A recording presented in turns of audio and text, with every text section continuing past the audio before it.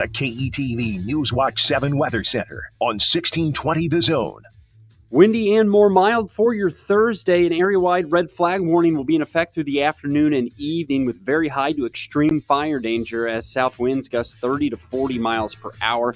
Highs in the low to mid-70s. I'm meteorologist Sean Everson from KETV Newswatch 7. 1620 The Zone. Traffic. From the Pyramid Roofing Time-Saving Traffic Center. Good morning. Hope your Thursday's off to a great start today. Good news is, roads pretty quiet right now in the early hours, nothing causing major delays. There is a disabled vehicle 56th and Underwood westbound that was blocking the westbound lane, but that has since been cleared. As always, if anything changes, I will get those updates to you. Just stay safe and wear that seatbelt. I'm Peter Krenzer. This time-saving traffic is brought to you by Modern Real Estate. Introducing Modern Real Estate, the game changer in Nebraska's property market. They make buying, selling, and investing more affordable and transparent than ever. You're in control of how and where your money is spent. Visit modernrealestateco.com and experience the future of real estate today. Woodhouse Nissan offers a convenient and streamlined way to purchase your next vehicle. Browse our full lineup of SUVs like the spacious and versatile Nissan Pathfinder or the adventure-ready Nissan Rogue. We have a vehicle to fit every lifestyle. Lease the 2024 Nissan Pathfinder S for just $381 per month. Shop our current offers going on right now at woodhousenissan.com or woodhouseplacenissan.com today. Browse our extensive inventory, customize your monthly payment plan, apply for financing, and have your new vehicle delivered to you nationwide. This is Woodhouse Nissan.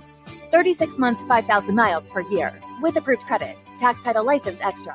$2,999 down plus first payment and $299 doc fee due at signing. Discounted price based on sale price of $38,250. VIN number RC304073. Offer expires October 31st, 2024. See dealer for details. Join the movement to end breast cancer as we know it for everyone. When supporting the American Cancer Society making strides against breast cancer, you're helping save lives through groundbreaking research and patient support. Join the movement today at makingstrideswalk.org/Nebraska. Standard Heating and Air Conditioning is and has always been locally owned and operated. Now, with 160 employee owners, chances are one of us lives in your neighborhood. We take pride in taking care of you, our customers, and keeping you comfortable all year round. And as always, our technicians don't have sales quotas. When other companies send salespeople, Standard sends qualified technicians. It's just part of. Carrier, turn to the experts. I'm Taylor Bisciotti with NFL Network Now on the Westwood One Radio Network. New Jets wide receiver Devontae Adams was on the practice field as a full participant one day after being traded from the Raiders. Adams is expected to play Sunday against the Steelers after missing the last 3 games with a hamstring injury and says he's happy it was time for a change and feels both he and the Raiders are in a better place now. Meantime, Steelers quarterback Russell Wilson was on the practice field with the first team Wednesday, putting him in position to make his first start of the season against the Jets Sunday. Head coach Mike Tomlin, however, declined to officially name a starter between Wilson or Justin Fields, saying, quote, "Any decisions that I've made at this point are in-house." And Saints wide receiver Rashid Shaheed will undergo meniscus surgery and is a candidate for injured reserve, according to head coach Dennis Allen. The Saints host Sean Payton and the Broncos Thursday night to kick off Week 7. This has been NFL Network Now on the Westwood One Radio Network. Prescriptions require an online consultation with a healthcare provider who will determine if appropriate. Restrictions apply. See website for details and important safety information. Subscription required. Price varies based on product and subscription plan. Hi, I'm Dr. Peter Stahl, board-certified urologist and senior vice president of men's sexual health at HIMSS. I've helped many guys with ED in my 12 years of practice. But now you can get world-class care for ED 100% online by going to HIMSS.com. So what are you waiting for? To start your free online visit and find ED treatment at up to 95% off brand name prices, go to HIMSS.com/joy. While retinitis pigmentosa takes Mark's vision, his family gives him hope, whether at the family business or at home with his wife and sons. He knows he's not fighting alone. For 50 years, the Foundation Fighting Blindness has funded research into treatments and cures for blinding retinal diseases, providing hope to people with vision loss. And for Mark, winning the fight means being there for his family. The Foundation Fighting Blindness. Together, we're winning. Help us end blinding diseases at fightingblindness. Not your typical restaurant. Not your typical place. Romeo's. Not your typical restaurant. For your not your typical taste. Romeo's. Romeo's Mexican food and pizza. Not your typical restaurant. Good morning, Doctor. Doctor? Hi, Doctor. Doctor? Dr. Jackson's practice is growing. What do you mean we're still short-staffed? He needs a good patient doctor. How do we not have enough doctors to doctor all these patients? And he doesn't have the patience to sift through hundreds of resumes. I need Indeed. Indeed you do. When you sponsor a job on Indeed, it's easier for talented candidates to find it, which makes it easier for you to hire them. Visit Indeed.com/credit and get $75 towards your first sponsored job. Terms and conditions apply. Hey, at Total Wine & More, you'll love what you find this Halloween. Me thirsty. Oh, hey, Frankenstein. Did you enjoy that Cabernet? Oh, good.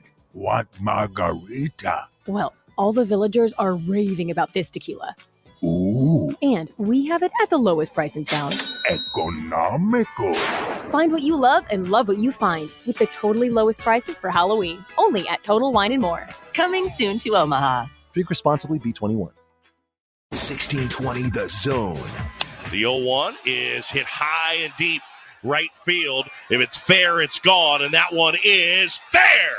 And a home run, a towering home run into the second deck for Shohei Ohtani. A 3-run homer, and the Dodgers have blown it open. It's now 7-0. We're always confident going into every game. We love playing at home. We love playing in front of our fans. And, I think for us, knowing we have 3 games here, we feel really good about it. Obviously we would have loved to have taken 1 in New York, but we still feel really good about our chances. We know who we are. We know our identity as a team. And if anything, this is where we double down on it. Live from 50th and Capitol Avenue in the Big O, this is Mornings with Sharp and Handley on 1620 The Zone. 1620thezone.com and 1620 The Zone TV. Now here's Gary, Nick, and Jimmy.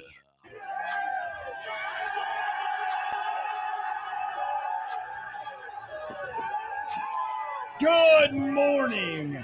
How the heck are you, boys? On a Thursday, where the baseball is still bad, the WNBA is better.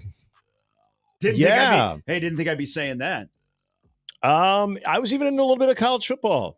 It's last there night for you with Sam Houston, but they didn't obviously play well. The Dodger game was fighting Randy Lees of Western Kentucky, former Nebraska basketball radio voice, who's the longtime Hilltopper voice. Only met him once. Couldn't be nicer. Yeah. Couldn't have been nicer. Super guy. He checks in from time to time. Is he doing good? Doing really well. Good. Loves it there. Good. The baseball was. This just keeps happening. Well, that's called keeps being Nick, terrible. It's called deja vu. We get these early inning blunders. Shout out Yogi. They lead to runs, and then the other team has 0 punchback. But this is what's so funny about this is last night, I'm just really look. MLB Network does great. The commentary has shifted though, where all of a sudden the Dodgers were cooked. Now the Mets are cooked. And so today I'm reinvigorated, Gary, because I know that if the Guardians can somehow pull off even a 2-1 hapless offensive type of game, then people will start being like, "Ooh, the Yankees are done." Yankees look lost. They look lost right now, and Cleveland is at home. So you don't mess with them at Progressive Field. I mean, this is that Progressive Field of Jacobs Field. So Jacobs Field magic. You're saying that MLB Network is desperate. They're looking for clicks. Yes. They're getting very overreactionary to every result. So they are desperate, and they are reaching out to the people that want like good baseball, and they're like, you know what? It's smart. you keep them coming back. Yeah. You got to promote the product that feeds you. Did the World Series champion play last night? I don't want to touch the money because I got burned with the Yankees for touching the money in the Yankee series. I think they did. Severino burned me last night. So, I still think amongst the 4, the Dodgers are the best. That's 4 shutouts in the last 5 games. Walker Buehler, 18 whiffs for that first time he's had that many since 21. Hey, he was vintage last night. He was a little spicy. He was on the mound. It looked like the old Walker Buehler. Yelling at dudes. Nice looking curveball. Kiki Hernandez reminded people that he has more homers in October than Aaron Judge does. Mm-hmm. People forget. It's not hard. But it's like death taxes, and Kiki Hernandez is going to hit a big home run in the month of October. Mm-hmm. He did last night. That game was over early. That was painful to watch. You had to hear about Grimace. You had to hear about the Mets fans. You hear about Frank the Tank. You had to hear about the Mets wearing black jerseys, that they're cursed. I don't know. The Mets have won some pretty important games over the last couple decades where they've been wearing those black jerseys. Dodgers were just better last night, and they had Ohtani. Yes. Who did two things that kind of are impossible to do, but it's like the 2 goals in the hat trick. You foul off a ball off your groin. Yeah. Oh. Yeah. Ball been there. No, I never have. Never fouled one off my groin. You want to go out in the parking lot? Yeah. So hit you a fungo. And you just. Reed's going to get you when he's playing Little League? I mean, I have a better shot at that. You're probably not going to have any more kids, right? No. Okay. Not that I'm judging. No, we're done. I mean, you can go acquire them. They're in the portal. It's true. But so you can be like us. About to send my kid to the portal. Because you're not like one of us. Thank you, Kendrick. Yeah. Yeah. I'm about to send my kid to the portal after I shared with you last night. It was his birthday. Love your wife. Anytime your wife wants to come over, just give her my address. She had a preemptive Smart strike woman. on the struggle because it's been very, very Cleveland centric here in the last couple of months, and Reese has gotten on board with that. So all of a sudden, as he's opened up a present, I could tell his clothing. And this is what my wife and I do. We Albert do not Ball jersey. We buy stuff for him, but we don't tell them the other one. So not only is Reese surprised, but I or she's surprised. You. Okay, that is savvy. So as I'm like, oh, she always gets him like some cool clothes and stuff, and then all of a sudden I'm like, oh, that looks like a Cubs logo. Yeah, it's Cubs pajamas, and he put them on like that. Oh, he was so happy to put them on. Then did you guys go and watch the video, which was the 8-year anniversary 2 days ago of Miguel Montero hitting the grand slam against the Dodgers and the clincher of the NLCS? We forgot to do that. No, I'll send it to her. Okay, all right. Sure, she will gladly show him that. That's too. good, man. Yeah, that was a she laid claim last night. So what did you get him? She is raising your son the right way. I got him a cool inflatable pass catcher / football pass catcher. Then the other side is an actual catcher. So it's like 5 feet tall. So it's inflatable. It's got a net in the middle. The pajamas seem less complicated. Yeah, well, yeah. No, all you got to do is blow this thing up, and it's just got a net in the middle. And then so you have it one side. If you want to play football, you throw a little football in there, then you flip it around, and then it's a baseball catcher. Like a multi-purpose stadium when we were kids. Exactly. Dirt in the first half of the season. Yeah. One season for one side of it, different season for the other side of it. Please tell me that your wife, who hooked up Reese on his birthday yesterday with Cubs pajamas, also sang the Cubs victory song. Go Cubs, go. To sleep, to sing him to bed. Not to go to bed. To sleep? Okay. No. He already knows that. He does have his little baseball playlist that we'll play in the car. It does have both Go Cubs Go, but also Cleveland Rocks. And I feel like he likes them I think it should be equally. Just be organ music. Yes. That would be cool too. No. Well, now that the guy's doing the College World Series, get him to do some some of the hits too. Some of the modern hits. He and Nick are BFF, so. Oh, yeah, Grim. Yeah. I was like, me? No. So Ohtani takes one off the groin and then goes Dongtown halfway up in the upper deck. That's a pretty good night for him. I love when you can't tell. God, that could have been foul, but he hit it so damn high over the pole. I don't think there's any way of being able to definitively say it was foul. I think it was a home run. It was right over the pole. I think the guys from Major League were out in the right field bleachers going too high, too high. Who gives a blank? It's gone. But it was a halfway up the upper deck. The one thing about Ohtani, like men on bases, which was a great group back in the day. Oh, wait a minute. No, Men at Work. Men at Work. Land Down Under. But when they would go and play like minor league ballparks, they were men on base. Mm-hmm. When men are on base, Ohtani is Ohtani. Like when the bases are empty, but that was a bomb last night. Yeah. I don't know. Dodgers pitching, that's pretty impressive what they've been doing. But if the Walker Buehler that has kind of showed you glimpses throughout his career, but then has battled a ton of injuries, if he can do that, hello, mama. I mean, the Dodgers may erase the stigma of, you guys won a World Series during the COVID year. Right. Doesn't count. The Laker effect. The bubble, even though it wasn't a bubble series. But they've won 4 of 5, won 8-0. They play again today. Your Guardians and the Yankees play, where Cleveland will be rocking. I hope another Cleveland afternoon game. I hope for the Let's go. I did think of that when I saw that. Let's go, baby. You guys are you guys at home are the Houston Texans of the NFL. Yep. They get the elimination game under the lights tomorrow night, though. Okay. So that's fun. Oh, there whoa. Yeah. You already fast forward. Do you think it's going to be a 4-0 sweep? Actually, no. I'm confident today. Okay, so you're gonna have a gentleman's sweep. Yeah, it'll be a gentleman's sweep. They'll go back to New York. And He's become me. Be swept. Hey, I hope for a Cleveland fan that the Guardians do something today because your football team is quiet quitting. My football team? Not your- Cleveland's. their I'm like, football okay. team's I'm like, you football realize team, I'm yes. not a Browns Yeah. fan. Yeah. Yeah, they suck. What was the first indication? 4 losses in a row, or how they are tied into Deshaun Watson? Yeah, the Deshaun Watson. I did see, though, this would be the greatest troll, and this will never happen, but it was kind of fun for like a minute. ESPN, and I don't think it was Mel Kiper yesterday. Todd McShay doesn't work there anymore. No. Where is he? I don't know. Everybody that disappears ends up like at stadium.com. So I don't know. Is he with Brett McMurphy somewhere? We're selling real estate. Yeah. But someone did a mock he's doing a draft pod. on ESPN.com, and they had Shador as the number 1 overall pick going to Cleveland. Yeah. Now, aren't the Browns tied to Watson until 27? Sure are. The worst contract in the history of sports. Yep. Dion will never let that 100 mil happen. guaranteed. That would be the greatest troll. Is that the Browns draft Shador? Yep.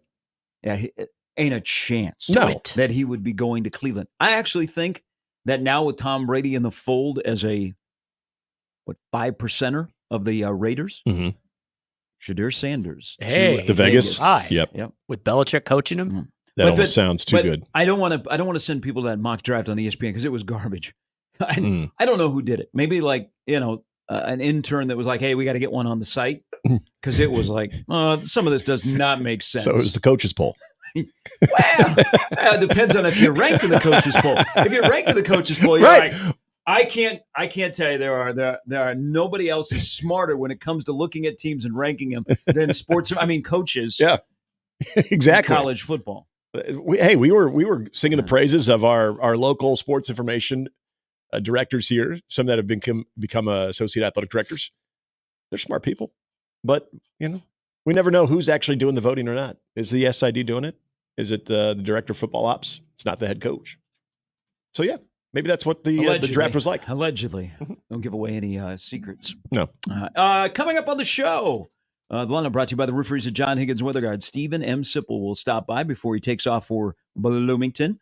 Also, Mike Nezoliak will join us to talk Indiana football. Kirk Signetti is everywhere. Saw him on McAfee yesterday. Yep. He was on the with TikTok? Andy Staples. The final call of the Andy Staples interview too. Yeah. Well, so let's just start there for a moment. I can't remember who the Nebraska tweeter It was Scarlet and Cream something. Okay. Yeah, Scarlet and Cream. Okay. This is a trend. Okay, I got the tweet. It's not here. a great trend. Well, it's a trend. I don't know why people are doing this. Wait a minute. Are you sure it's him? Because they have not tweeted. They tweeted on October 7th. They delete this. They might have deleted it. So, there is a trend right now that if your team does not win, you make this big proclamation that you were going to shove something up your bunghole. Mm-hmm. Okay.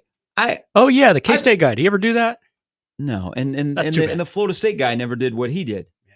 So, there's no accountability. Right. If you profess on X that you're going to do bodily harm to yourself, yeah. And I don't know why you would do that because I've done some dumb stuff in my life. That's one place I would not go. I leave that alone. Yeah. All right. That is exit only. Mm-hmm. There is no enter there. That is exit only on my body. So I don't know why people do this. Or girls say that before. Excuse me? Oh, just say. That's the lineup brought to you by the rooferees at John Higgins Weather Guard. Brian Edwards going to stop by as well. I don't know why people they say, I'm going to put, this person said I'm going to shove an ear of corn. All right. It's Scarlet N Cream. I don't know if you put that up there. That's a waste of a good ear of corn. Scarlet. It's at Scarlet N Cream. So I would probably do field corn. Yeah. Well, what would be less taxing on the? Because you don't want to waste a good ear of corn. Well, especially if you have a fussy taint. Ooh, that'd be a great band name. What is going on this morning? Just saying. But to land the plane. Again, didn't Connor say he would do something as well if Indiana made the playoff? Oh, did he? I think he did. I think he was like an insertion. Oh boy, gosh, we got to quit inserting things, guys. Yeah, people stop. You know what? It's painful. He's a dad now. He can't It's be painful. doing that stuff. Unless that's so you're getting paid for that. You don't and you're want on permanent damage. Yeah, unless you're getting paid for that and you're on film, I wouldn't do it. That's just my financial advice to you. I think it's good advice, actually. I wouldn't even do it in my own home by myself. Yeah. Okay. Okay. Don't need that. 86 degrees and all. Okay. There's reasons. there's reasons that you don't do things. Mm-hmm. Kids, listen up. That's great advice from Uncle Gary this morning. So this person said they would insert an ear of corn into their, which, I mean, I don't know how that person's feeling. And, there is no accountability on Twitter. So we don't know if this person would do it or not. But at the end of the Andy Staples interview, they asked Curt Cignetti for his opinion.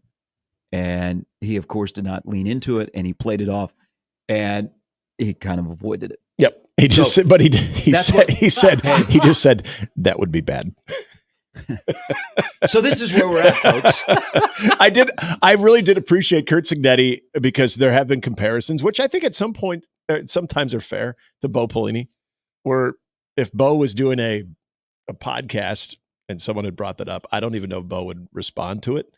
At least Curt Cignetti just kind of had that grin of, oh boy. And then he just said, and he kind of snickered and said, yeah, that would be bad. And he kind of laughed. Why do people around here hate Cignetti? I kind of like him. I do too. He's brash. He's got some confidence. You know what? He was the right hire at the right time for Indiana, and his confidence wears off on his team. Watch them. They play with a ton of confidence. Watch when they get to the fourth quarter. I don't have a problem with him. Now, it may come back to bite him, and they may have one flashy year and then be, 6, 7, 8 win. Right coach, right time, right attitude. It's a winner. And, yeah, he's brash. His mouth has been able to cash some checks so far. I mean, they're 6-0. They've earned their ranking. So I'm not down on Indiana. He is perfect for Indiana. And if he was here, we'd probably be like, oh, yeah. Mm-hmm. Oh, yeah. Talk that talk. Mm-hmm. So back to the year of corn inserted in the bunghole. I think that might be where Rule got the us against the world. I might be a reach here, but this is my theory. So last night, Matt Rule was on his radio show. Mm-hmm. And we know what the us against the world, read out the world, which was one of the worst marketing campaigns that just went. Yep. Haven't brought that back. Thank God. Haven't brought back Texas. Mm-hmm. But he was 14 years ago yesterday. So I've sent something over the last couple of weeks post Illinois and kind of post Purdue is Matt Rule wants to remind people that Nebraska's 5-1. And I'm going to use Andy Staples as an example because remember when Nebraska going into the Illinois game was 4-0? Yeah. And they were the walk. Mm-hmm. Everybody talked about Nebraska. They were the darling. It was awesome. You could turn on any college football show on TV or on the radio or on a podcast, and they were talking about Nebraska. Nebraska was the greatest thing, and Nebraska was back. And then Nebraska shot themselves in the foot on a Friday night against Illinois, lost, and Nebraska has kind of fallen off the map nationally. Yeah. Like no one is really like Joel Klatt. Joel Klatt got divorced. He filed the papers in Lancaster County. And now it's going to be awkward because he's going to be there. Yeah. The divorce proceedings are not finalized, and he's going to be in the same place as Nebraska on Saturday. Yeah. So it's like Nebraska fell off the map. And I think after Purdue, Rule reminded people, hello, we're okay. And then, he didn't have that tone kind of after Rutgers. But last night he was like, you know what? Great opportunity, which it is for Nebraska. And it's us against the world. But he's using it not as the bow, but as the whole fan base, Husker Nation against the world, because I think it agitates him a little bit that he's 5-1. His football team is 5-1 and not getting a lot of kind of have disappeared off the map.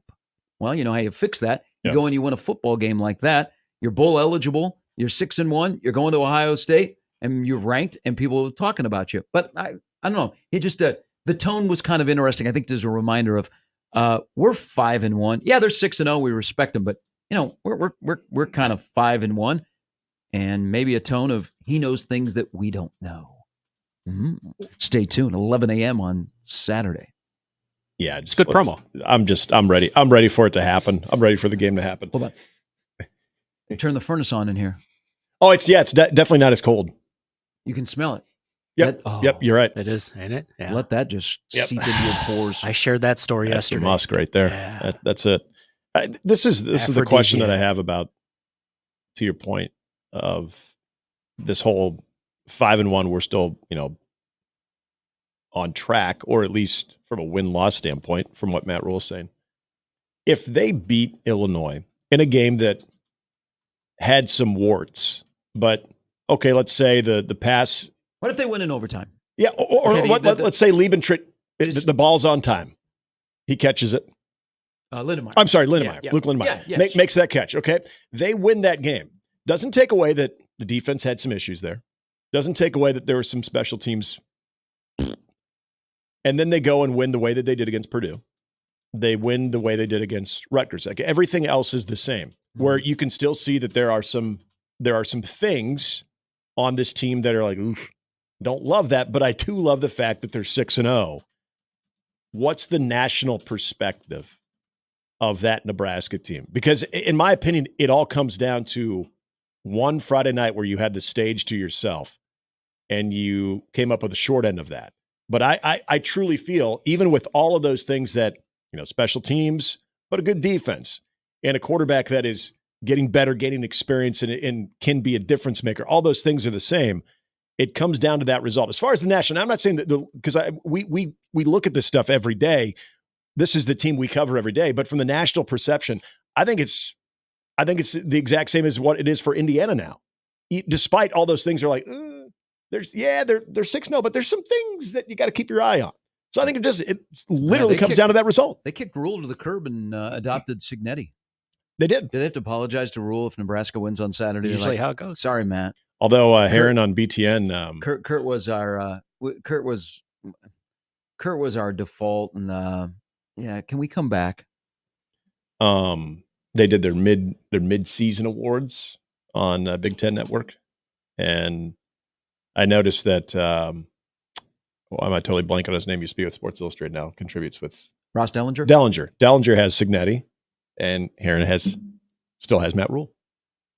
So, from the Big Ten Network perspective, this Saturday is the mid-season Coach of the Year Bowl. Okay, from those two guys. So at least there's still a little bit of love being thrown at. Okay, despite the loss to Illinois, they're still 5-1. I get it. That's the network that's going to support its product, but you could have gone with the Dan Lanning. You could have gone with, I thought it was interesting that at least one person on the panel was like, Matt Rule gets my nod for midseason Coach of the Year. I'm glad they're talking about Dan Lanning, no Coach of the Year. They were supposed to be where they are. Yeah. I'm not saying that the downgrade's what they're doing, but the Coach of the Year is supposed to exceed expectations. Yeah. Actually, two teams playing on Saturday have greatly. I mean, Nebraska 5 wins last year. They got 5 wins now with 6 to go, and then of course what Indiana has done. So I mean, that's the way that the Coach of the Year, in my opinion, should work. Yeah, because not going Ryan Day. Well, look at like the great coaches like the Tom Osbornes of the world and the Ryan Days and the Dan Lannings or Nick Saban or Kirby Smart. How many times they've won Coach of the Year? It's a very rare occurrence. Right. I mean, you almost got to go 73-9 to win Coach of the Year, and that might not even do it. No. That'd be a shame, though. All right. Off and running a lot on Nebraska, Indiana. Day closer to the matchup at 11 a.m. The tone, still kind of, I on a podcast last night, I made my prediction, but I still think the tone is hesitancy. Come on. I'm still trying to get the vibe, but I think the tone around here across the board would be much different if Nebraska could just do one thing well in this matchup. I'll explain when we come back. Again, Steve Sipple's going to stop by in about 2 hours with his thoughts on Indiana and Nebraska. And somebody, a little birdie, told me yesterday that Sip thinks UCLA is good. Did he say what sport? Rest in peace, Terry Donahue. Not coaching there.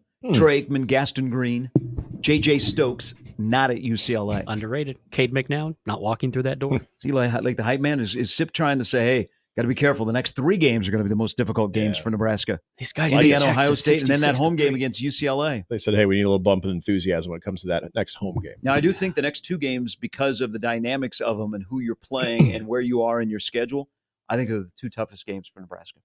The next 2 games. Yep. I don't disagree with that. I mean, Iowa obviously presents a challenge. Wisconsin's been playing a lot better. USC on the road, all of those have their unique challenges. But, yeah, as far as a 2-game stretch, absolutely. Indiana's good. Indiana's good. I I'm confident with it, at least that. Like, they're not going to go on a 6-game losing streak. All right, it's just not going to happen.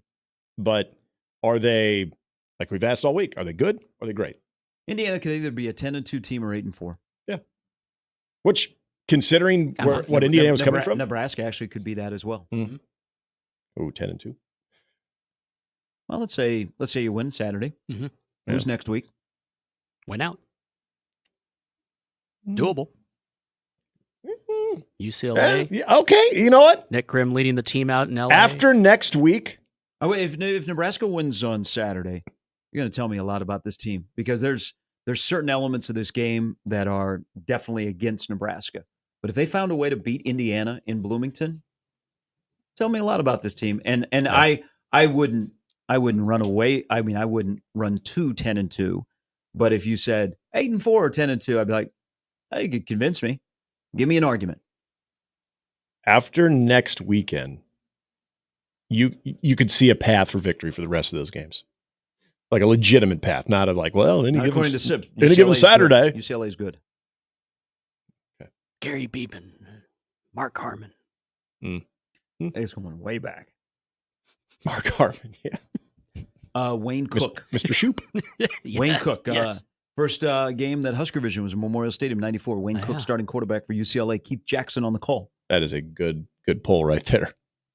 That's a great everything. I thought I was going to be cool and go Brett Hundley. It's one quick thing on UCLA.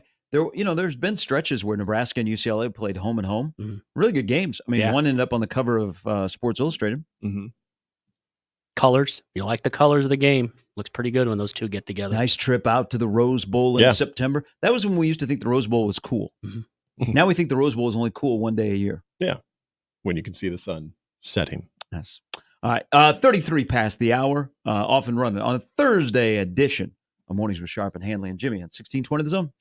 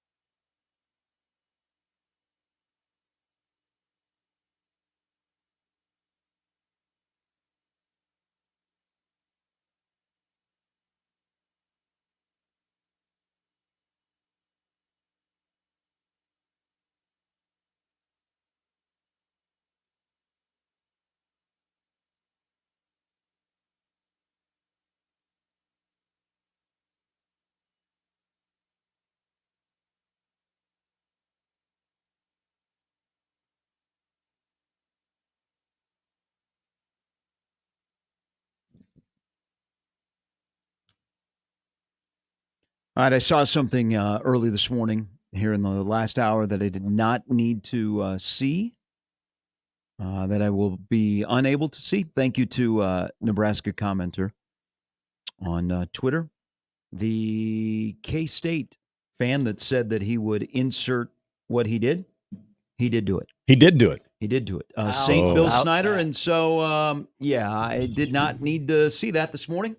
Did not need to see that. He did follow through. So I guess if you say you're going to insert something, he did it. He did it. So, hey, I take back. Yeah. He did it. Yeah. Don't know why. Let me no. Hold on here. Really makes that Wabash Cannonball seem. I should have known when it is. The following media may contain sensitive material. Yeah. Oh, dear. Gosh. Why?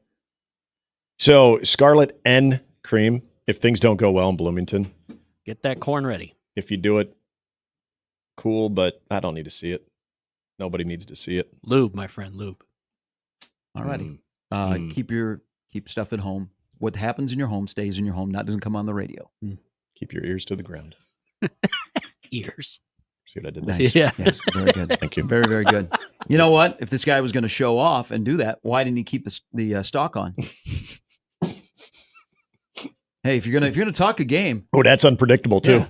When you say an ear of corn, hey, that's an unpredictable texture. There are things that can get lost in certain places that may not be recovered. You think he did it on his own? That's a question many are asking right now on the interwebs. Which, speaking of the interweb and the X, what in the heck is going on with the block? I just saw that. Mm-hmm. So there's I got a little notification yesterday. That you've been blocked? No, that what will happen on the block. That if you block somebody, they still will be able to view but not engage? They can't engage, yeah. Isn't that the whole I believe that's muted. I believe that's what we used to call I muted that person. But isn't the meaning of a block so that people cannot see what yes. you're posting? Yeah, you're blocked. That's Elon. Can we discuss? Yeah. So Jacob will be able to see John Rothstein's stuff now. Yep. Yeah. He's back. Okay. And the countless people who Kirk Herbstreit and Pat McAfee have blocked. Who else? Who's notorious for blocking? I don't know. I'm not going to say their name, but I was last week. It kind of bothered me for a couple of hours.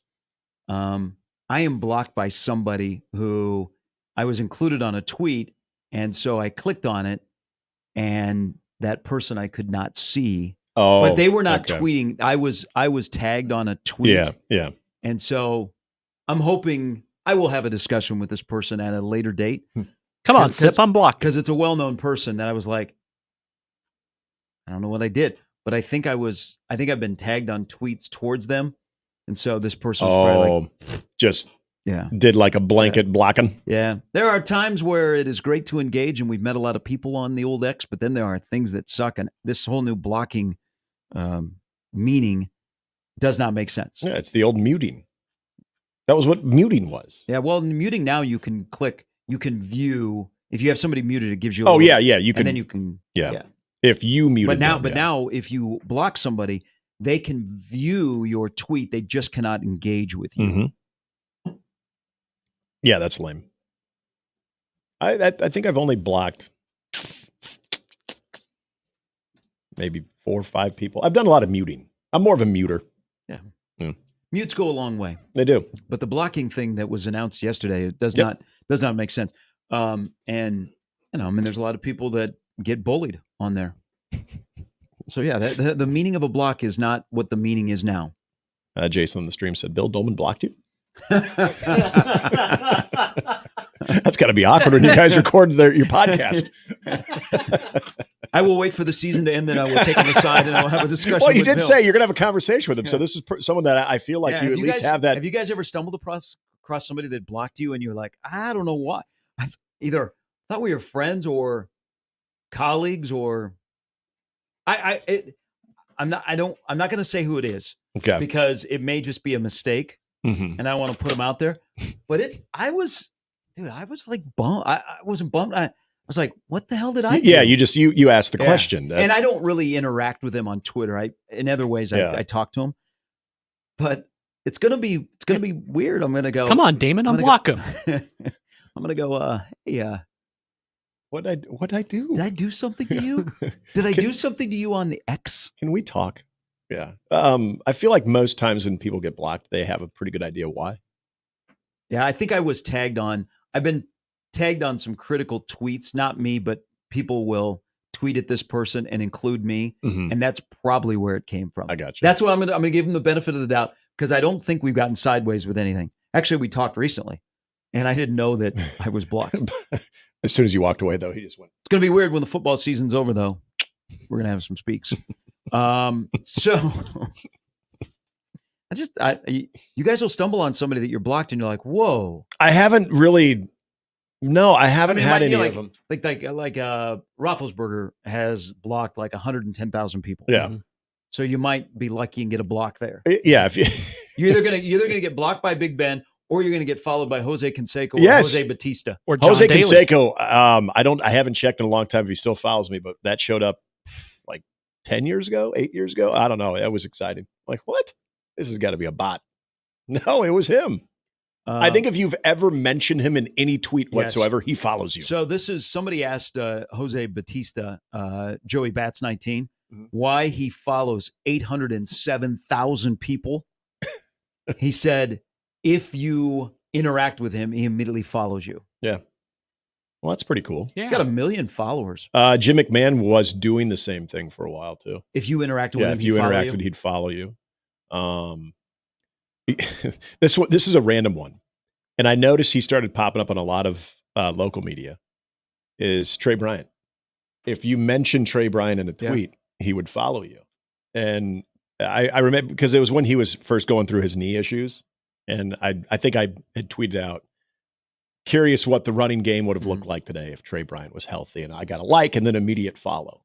Yeah. But I wonder if I said, man, Trey Bryant could have helped this team. I wonder if I wouldn't have got the follow. You know, you talk about him in a positive light. You know, a family that loves themselves some Nebraska, and kid's going to be a dude. The Riles? I mean, he's ragdolling linemen. The Shavers family. Oh, okay. So, didn't you say Old Man Shavers is? Yeah. So Dad, will. I'm sure he searches his son's name, but he interacts with people on Twitter. And then his son, who again, gonna be a dude. I can't wait to see what he's gonna look like the last 6 games of the season. He won't necessarily interact with you, but he will say thank you. Okay. Like it looks like Saturday nights or Sunday mornings, Vincent Shavers gets on Twitter and he will, like if you've shared a clip of him doing something, he'll just, hey, thank you. Yeah. But Dad interacts. And he like, hey, thank you. I mean, they're very polite on Twitter. Does he? but it's just like because the first time it was during the UTEP game, and he responded to something. And I was like, your son just got in the game. All I said is, this is a good. I can't wait to see this. And it's kind of cool. No, that is, and I always appreciate that. Because can you imagine? Because we went through like Richie Incognito's dad. Instead of being on the message boards, what if when Richie was playing in Nebraska and his dad was alive, he was tweeting? Nicky Newkirk, wasn't that his name on the boards? Yes. Nicky Newkirk? Yes. Like what if what if Twitter existed when Richie was at Nebraska? Oh, gosh. Oh, boy. There'd be stuff. It would probably have to be a daily segment, to be truthful. That would be, boy, you kind of got an idea of what Richie was working with there too. Now I've noticed that not as many parents are active in the Husker Twitter world. We had many. We had some moms like 4 or 5 years ago. Jordan Westerkamp's mom used to like a lot of my stuff. I used to like seeing the Westerkamps. The whole family would come from Illinois. They were wonderful people. Yep. She was. I don't know if they make it back very often. She was very active. I don't want to say active on Twitter, but she would like a lot of stuff, even if it wasn't necessarily about Jordan. If it was anything about Nebraska, even hell, there was one time I think I put out a kickoff time because it was announced, and she liked it. Did you like the time? Did you screenshot it? I should have. She sounds so excited. Yeah, she's excited. She was hoping for that 11 a.m. game. Yeah. When we did the hockey pod in 2020, obviously, one of the North Dakota players' moms was interacting with me on Twitter a lot because of her son. If you remember Reese Gaber. Name sounds familiar. He was pretty good. Yeah. And that was one of those rare opportunities that we all got to see every team. And you're not only watching them against Omaha, so you can kind of look at it with a little bit more clear lens, if you will, and not an Omaha slant. And I just remember watching Reese Gaber was just going nuts. And so I did here's my all pod team. Because, dude, I needed things to do. Every day ran into the other. Yeah. That was a lot of sitting up there because I was in the media room. I wasn't down in between the penalty boxes during that time. So I'm up there kind of in my own little world. And so I came up with an all pod team, and I had Reese Gaber on there because I thought he was really, really good. And he actually turned out to be pretty good. And she was liking it, following me. She was going back and forth. Oh, wait till you see this. And yeah, he's worked so hard, and I don't know how to respond. I'm like, cool. Say, good on you. Yeah. Way to go. You done good. Yeah. So the parent Husker Twitter is very quiet and calm. Where the banger is the high school parent Twitter, high school football. Oh gosh, I can imagine. And we'll probably have some one-sided things go this weekend because it's the next to last Thursday, Friday of high school football. By the way, Prep Westside tonight over at Kinnick is the CW game. Yeah, I'm actually going to maybe watch that one. Well, thank you, because the NFL game is garbage unless you're a exactly. Bronco or Saints fan. It's exactly. very severe. I know how you feel about your team. But you got no Derek Carr. You got no Olave. You got no... Shaheed's not in. Yeah. It's... Good luck tonight. But the high school football Twitter is a little bit of a... I always was curious when I was coaching in Columbus because that was... I think I jumped on Twitter in 2010. So I would have just been coaching then. I never really tweeted about anything with... No burners? Yeah. I wasn't calling out my cleanup hitter for being 0 for 4 with runners and scores or anything like that. But I do wonder if I ever had parents tweeting, because I never searched my name or anything. I wonder if there was some, my own parent group was talking trash. What the hell's Handley doing? I'm always curious about Brian, Facebook. Seems like a Facebook crowd. That could be a Facebook crowd. Next door. Because MySpace got shut down. Right. Jimmy's got an update coming up here in a little bit. Steve Sipple stops by at 8:30. Would people's opinion change if you are very hesitant about Nebraska's chances against Indiana as a 6.5-point dog? I would, from the Indiana perspective, a little bit uncomfortable that it takes till game 7 that you play your best team and the most physical team that you're going to play, but that's beside the point. If Nebraska could run the ball better, I think the tone around here would be much different concerning this game. If they could just run the ball consistently and be able to run the ball, like I brought up yesterday, to execute a 4-minute offense in the fourth quarter where Indiana punches the X button this year and they take off in the fourth quarter and they take a 3-point lead to now they're up 14, they're up 17. If Nebraska could run the ball consistently and be able to run the ball in the fourth quarter and achieve 75 yards, which has been mentioned but has very rarely been achieved, I think the tone around here would be different. I agree. I think it's a great call because of limiting the possessions of Indiana, first and foremost, staying on schedule, setting up your quarterback for more successful opportunities in the passing game. I mean, all of that in this game especially. And that's not to say that Nebraska offensively can't do enough to take a lead in a key moment of the game.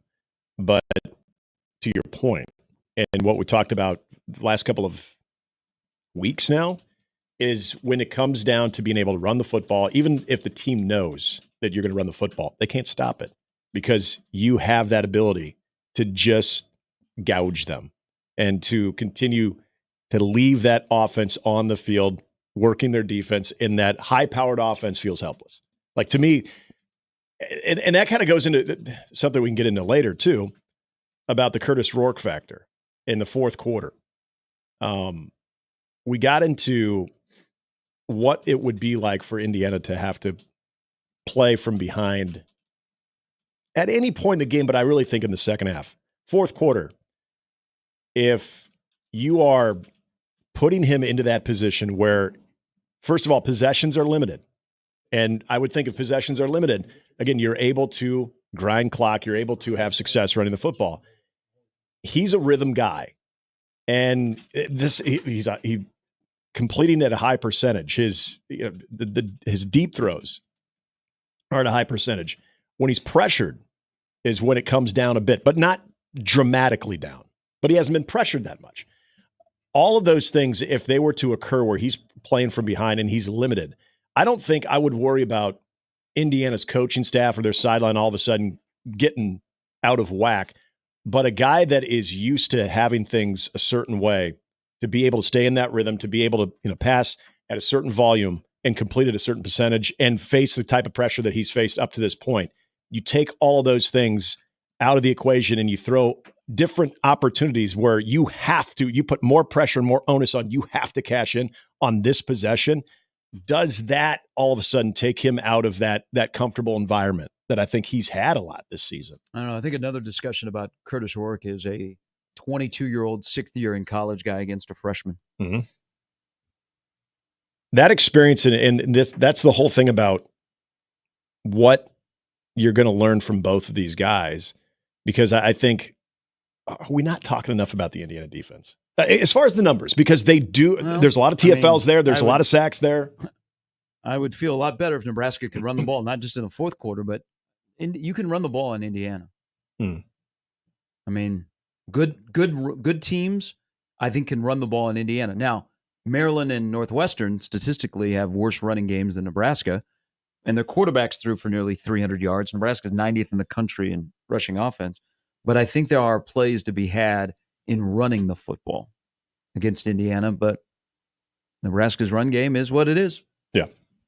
It's inconsistent. I would say the other part about that is what it could ultimately do for Dillon in that type of game, especially in a game that we talked about yesterday, that you want to be a little bit aggressive.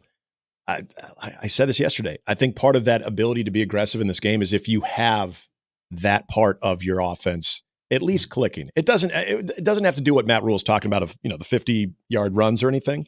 But if you're staying on schedule, if you're average, just be as simple as this. If you're averaging between 4.5 to 6 yards a carry, that's a great situation for Dillon to be in. Oh, great situation for him to be in. We wouldn't talk about Dillon. No, we wouldn't. And you asked the question earlier in the week. Can Nebraska win even if Dillon is not the best player on the field and for the offense? Can they win the game that way? And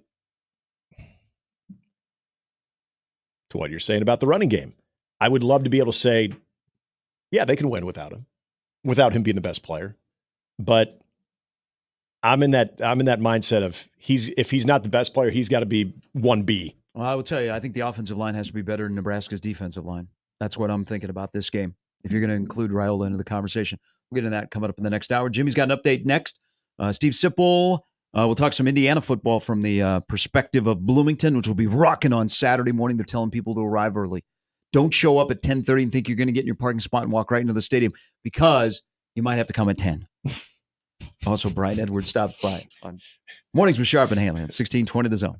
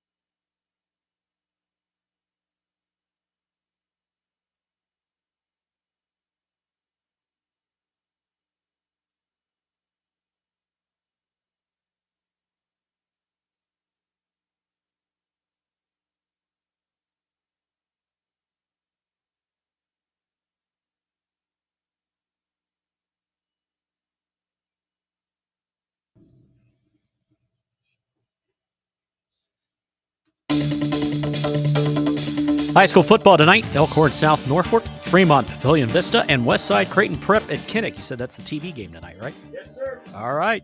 State softball, Gretna beats Norfolk 13-4. Lincoln Southwest beats Bellevue East 20-3 behind 2 touchdowns and 2 field goals. Pavilion Vista over Millard West 6-4. Millard North beats Elkhorn South 12-9.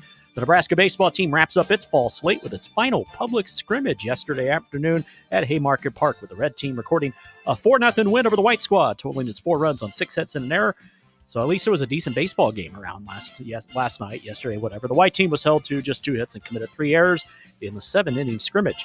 Red's Tucker Timmerman allowed just 1 hit, 3 shutout innings work, had a pair of strikeouts. Grant Cleaving pitched the next 2 innings, tallying 3 strikeouts and surrendering a hit. Chase Olson and Terry Frog combined to throw the next 2 innings, posting 1 scoreless inning apiece. Omaha volleyball on the road tonight, a Summit League match at Denver. It's Pioneers, 7 o'clock. That will be televised on Summit League Network. Baseball last night, Dodgers beat the Mets in Game 3 of the NLCS 8-0. Shohei Ohtani fouls one off the dong, then hits a 3-run dong to put the exclamation point on the blowout. They play Game 4 tonight. Game 3 of the ALCS in Cleveland, where they get yet another day game. Matthew, don't call me Woody Boyd, against Clark about Schmidt for the Yanks. Guardians need to win, or sadness will envelop the Handley household. The NCAA is closing. The NCAA is closing the loophole used by Oregon to shave time off the game clock at the end of Saturday's win over Ohio State. In a release yesterday, the NCAA issued a new rules interpretation on how to handle a penalty for 12 players on the field in the final 2 minutes of either half. If the defense has 12 players actively participate in the down, the offense can choose, along with a 5-yard penalty, to have the game clock reset to the time that had been displayed at the snap.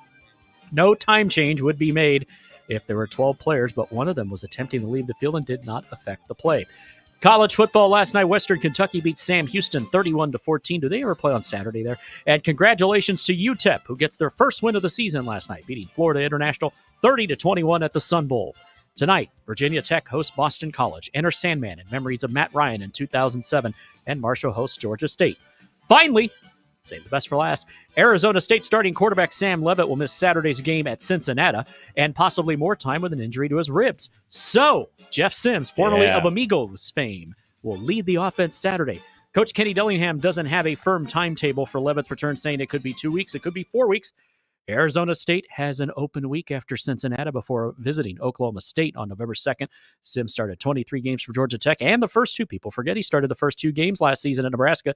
He has just under 4,800 career passing yards, 31 touchdowns, 29 interceptions, as well as just under 1,400 career rushing yards and 12 scores. Dillingham has said both Leavitt and Sims are Sunday NFL talents. He had his first 2 passing attempts for ASU last week against Utah and also has a rushing touchdown this season. So some people enjoy that Jeff game. Sims is the JT Daniels. Hey, he's the new JT Daniels. 3 different places, 3 different starts.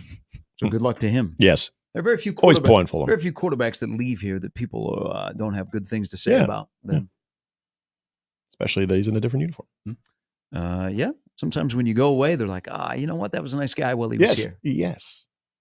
And it's not necessarily the bless his heart. Don't know what you got. Who's the most hated former Nebraska quarterback not named Zach Lee? Sam Keller. And Sam Keller. Oh, you just threw that in. As I said, Sam Keller. Hey, great minds. Zach Lee was a nice kid, too. He was. Cost Nebraska a chance at glory. Let's see. Patrick O'Brien. No. People felt for Patrick O'Brien.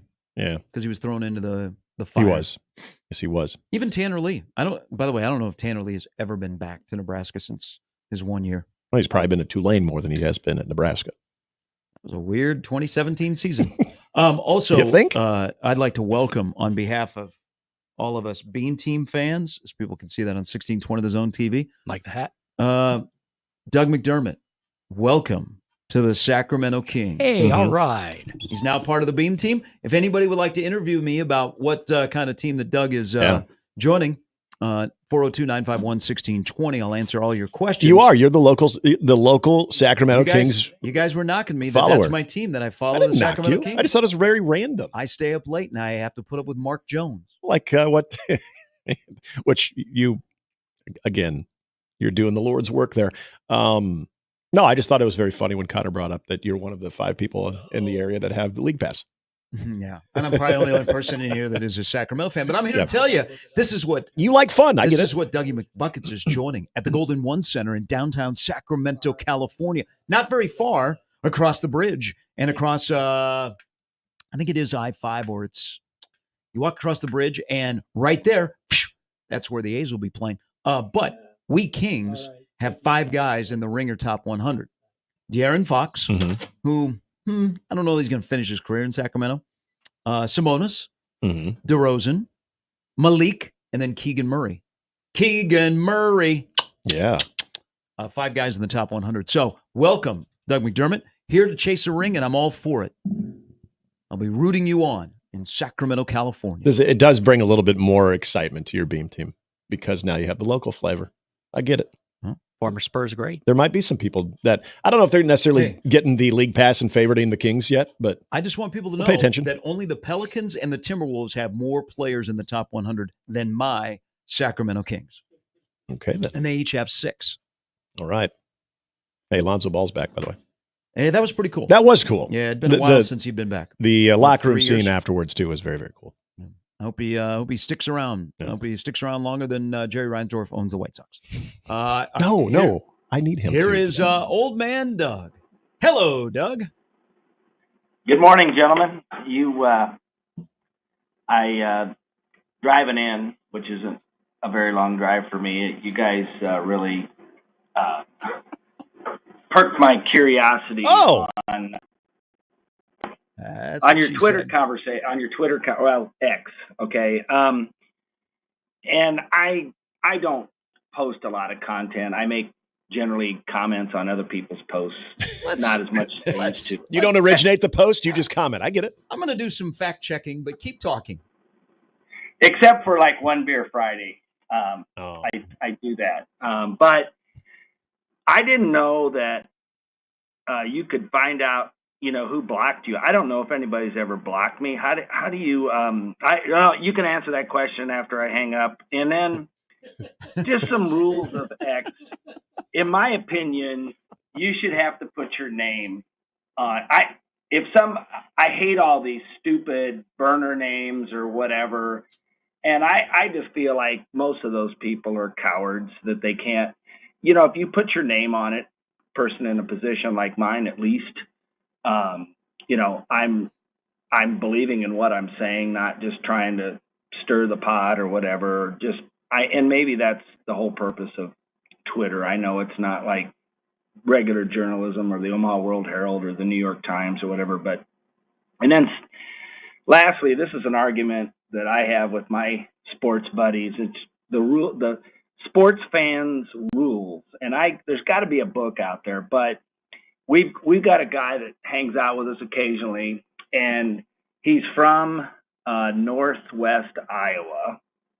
Went to school at a small school in Northwest Iowa, and he's a Oklahoma fan. Now, granted, he's been that for a while, and in football. And in basketball, he's a Kentucky fan, and we always give him a hard time because people then call me out about being a J-sker. But, here's the thing. Creighton does not have a football team, or they used to, and if they did, I'd probably root for them. My uncle actually played for them back in I've got a program snippet from Rob Anderson. I think it was 1928 or 1929. So that kind of goes to how old I am. Rob was still the SID then?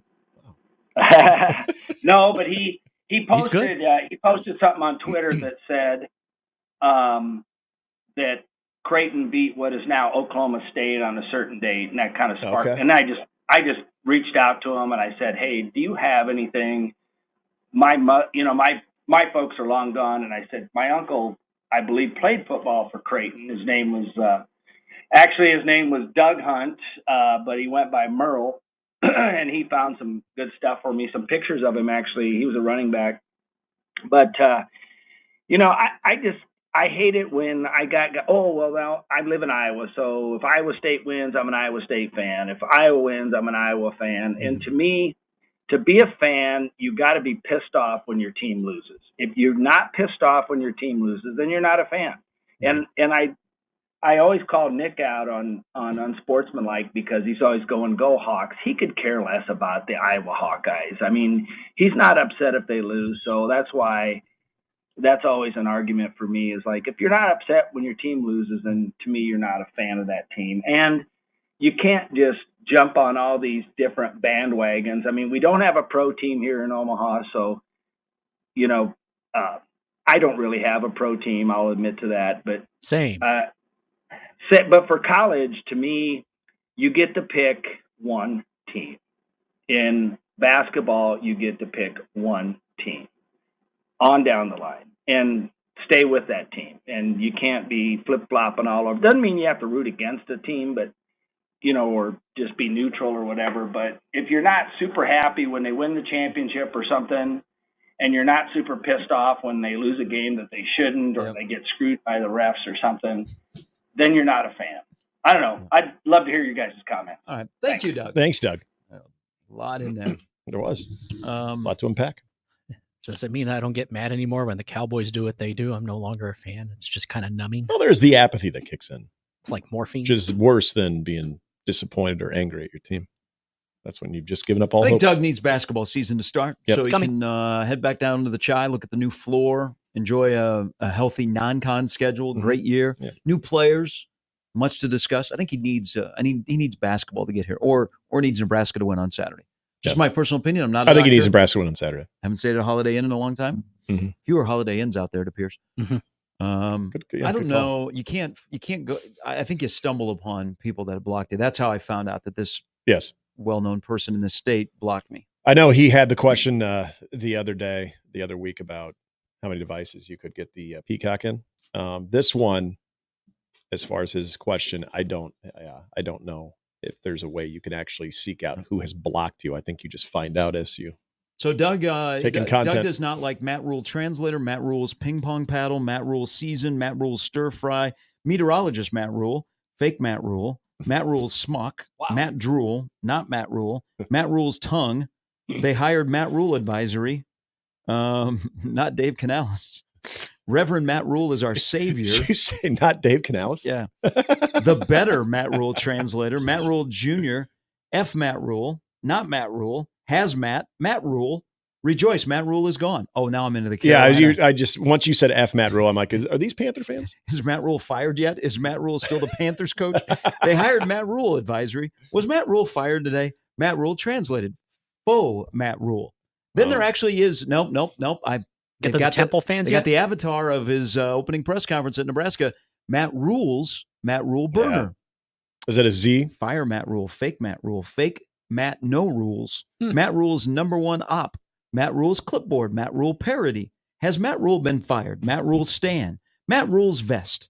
Matt Rule must go. It's a smock. Jesus, the Carolina fans hated his guts. Is there everybody wants to rule the world? I hope they have the same angst with their terrible owner that they have with Matt Rule. Yeah. Jesus, Matt Rule the tool. Matt Rule hater. Damn. Matt Rule is gone. Matt Rule fan club. Hey. All right. How many followers? Positivity. I'm not clicking on that. Okay. They'll probably follow me. Faux Matt Rule, not the real Matt Rule. Paterno, New York to Penn State to Philly to Waco, using BU as a stepping stone to the Big Ten. Here for 3 years tops. Whoa. Hold on. Whoa. Has this person... Well, they may have updated their bio, but they haven't tweeted. They haven't tweeted since 2017. But this is faux Matt Rule, not the real Matt Rule. Love Paterno, New York to Penn State to Philly to Waco, using Baylor as a stepping stone to the Big Ten. Here for 3 years tops. They know something. Like the people that predicted COVID. Wow, that's pretty wild. They didn't say anything about Carolina though. Stepping stone to the NFL. That is also continuing the stepping stone into the Big Ten. Mm-hmm. Could they be proven right? For Doug, people forget, Jacob says that in 1905, NU beat CU in football, 102-0. And I did confirm this. It was October 28th, 1905 at Vinton Park in Omaha. Damn.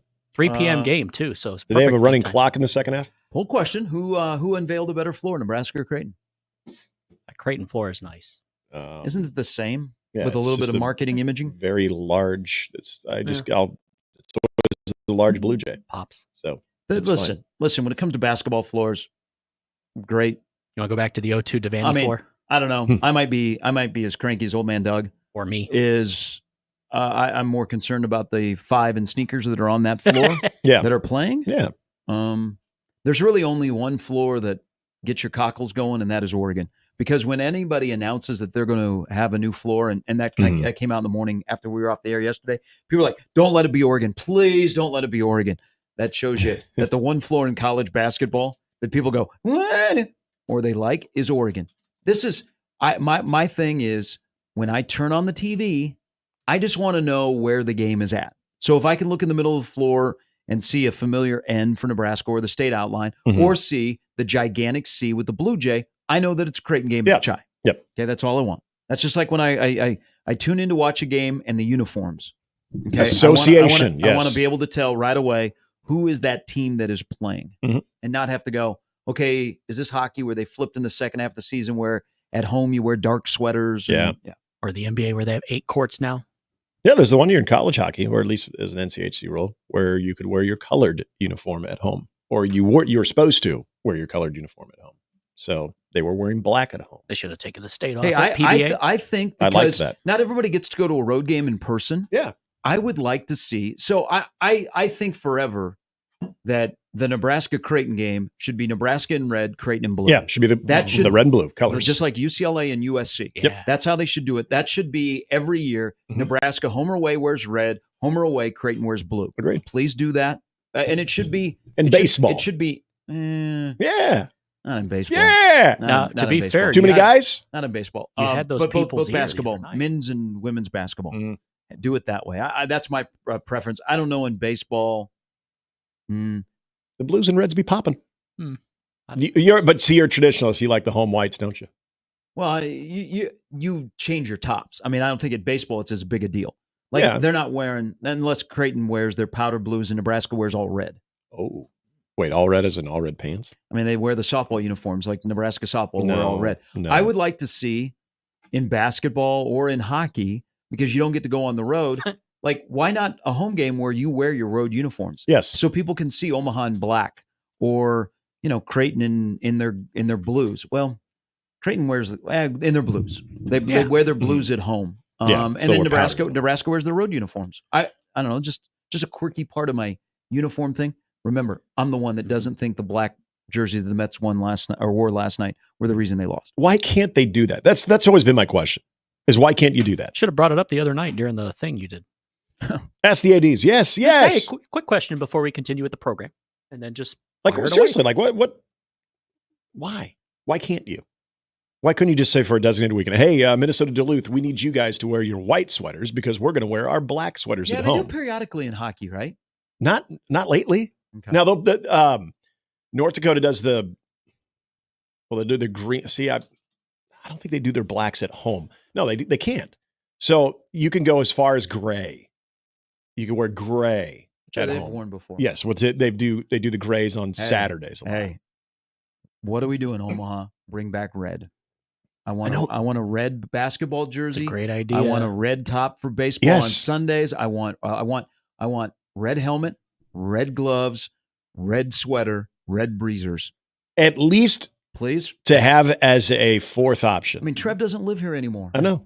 He wanted to get the red out. But you got lunch very quickly. You could get these uniforms. For a fourth option, because the gray ones are cool. You got your white and black. But to your point about it, can you have a weekend where you do that? Do you know how excited the Omaha hockey diehards would be if they came rolling out in the all red from the inaugural season? That'd be amazing. I would hope Derek Reynolds would be on the fourth line. He'd be centering the fourth line. Ryan Ben-Kirk would be back on the blue line. Jeff Hogan. Jeff Hogan. John writes into the Equitable Bank inbox. Has nothing to do with old man Doug from Equitable Bank. We'll stop by and see him today. Did we answer all of Doug's questions, by the way? No, we didn't. Okay. There was just we're only here till 10. And give Doug a hug today. Seems like he needs a hug today. Talk a little ball with Doug. Yeah. Doug would like to talk some ball with Grab some a cup folks. of coffee with him. John says the new Twitter block sounds similar to a Turner Corcoran pass block. Oh, come on.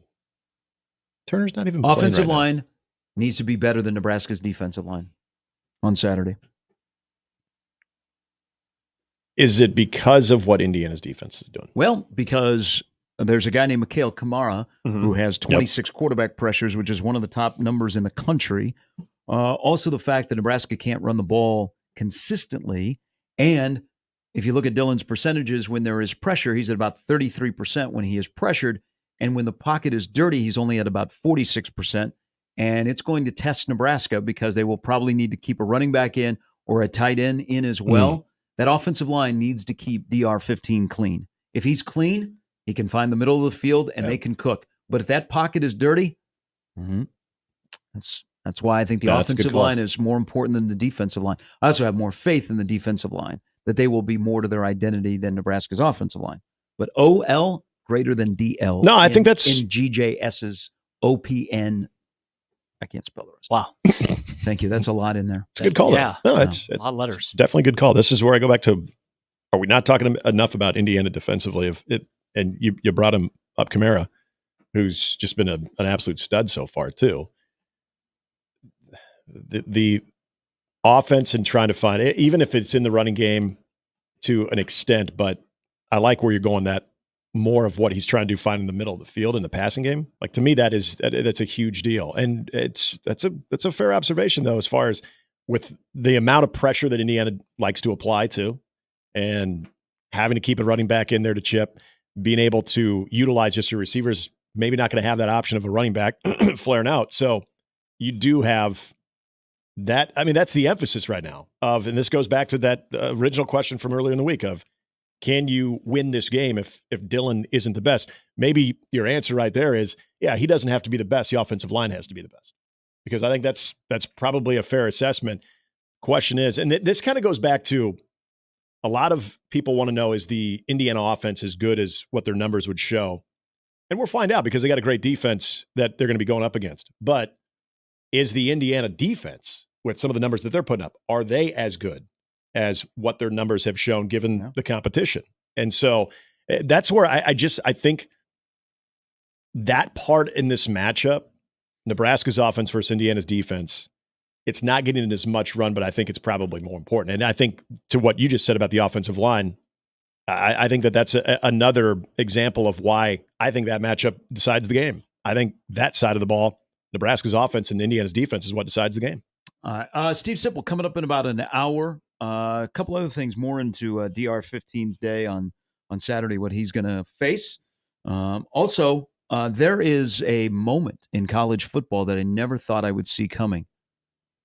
But if you are a fan of wacky, sicko committee football games, one guy has come back into our life at quarterback. Most hated quarterback, Johnson, Scott Frost. Whoa, we didn't Scott hate Frost, him the player, then. Scott Frost, the head coach, separate. Yes, There you yes. go. Jimmy's going to talk to you here in just a moment. We'll talk to you more after this on 1620 The Zone. I am, because it's the greatest time of the year. It's the greatest month of the year with Underdog Fantasy. That's not even written here. I'm just saying that. I guess that's a testimonial. Anyway, over 1 million fans across 33 states got in the game last year by making picks on Underdog. Went up to 1,000 times your money just by choosing higher or lower on your favorite player's stats.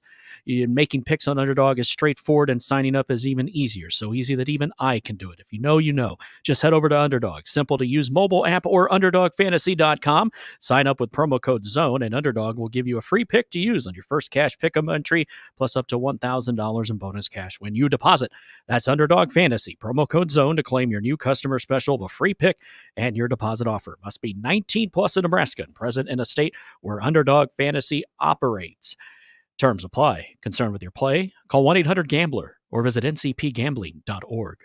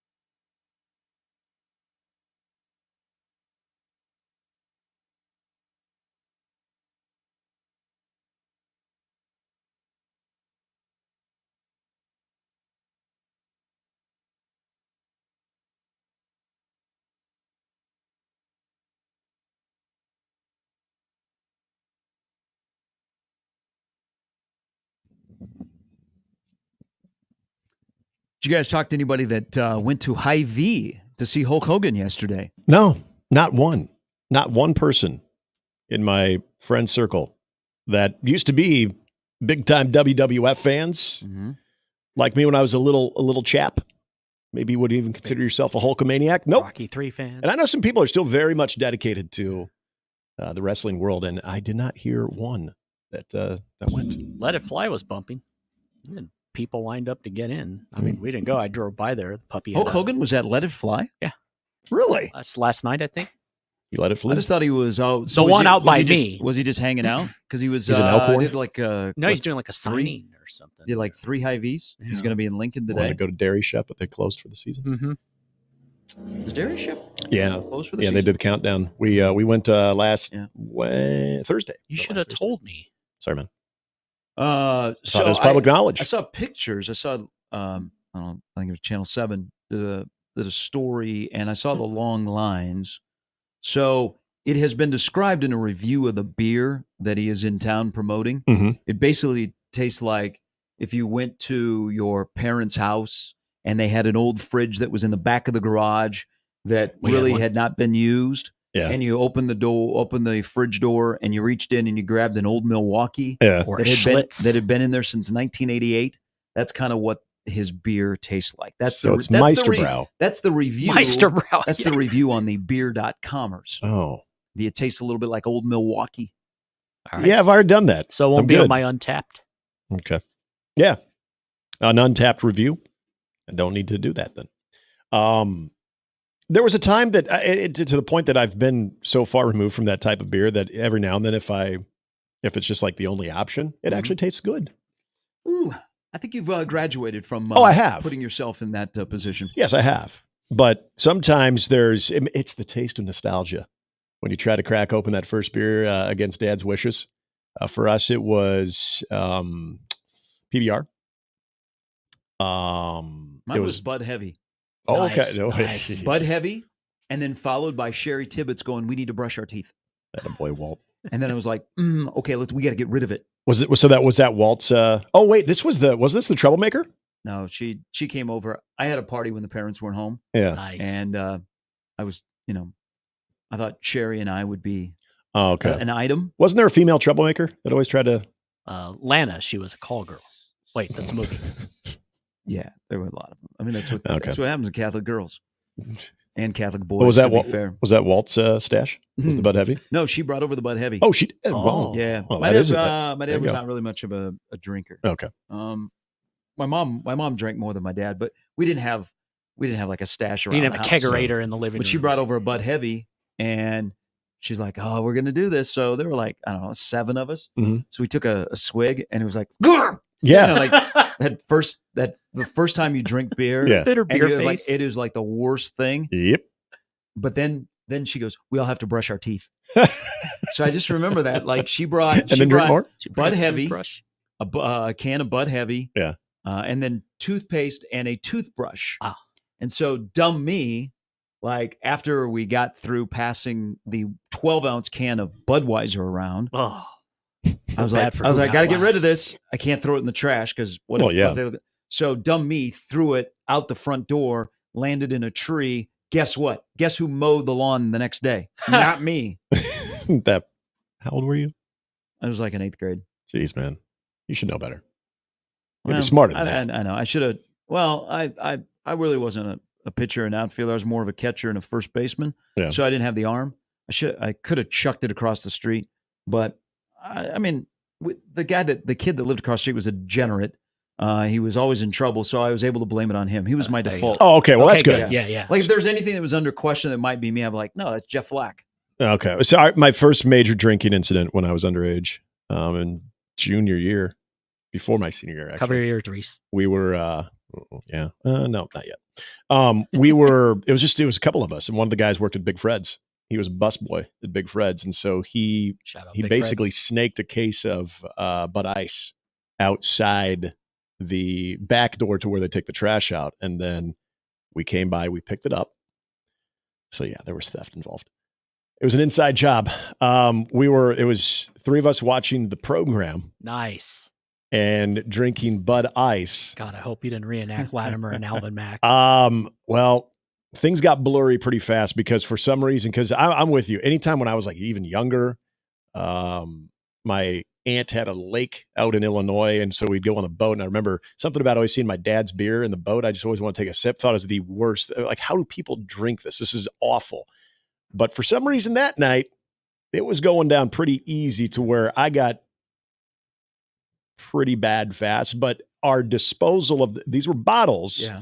Our disposal of the bottles is we put them up in just a regular plastic bag. My buddy, we had the whole basement himself. We probably waited about midnight to dispose of these things because we knew his parents were in bed. He lived by the Millard Airport. Mm-hmm. And so we found ourselves army crawling like down the little hill that gets right next to the runway and just left it there. And for some reason, it was like making a game out of that. And I'm pretty sure shortly after that, I threw up. And then I remember coming home because then my friend's dad had to drive me home, and his son, my best friend, had blamed it on, oh yeah, well I think he had some bad Taco Bell.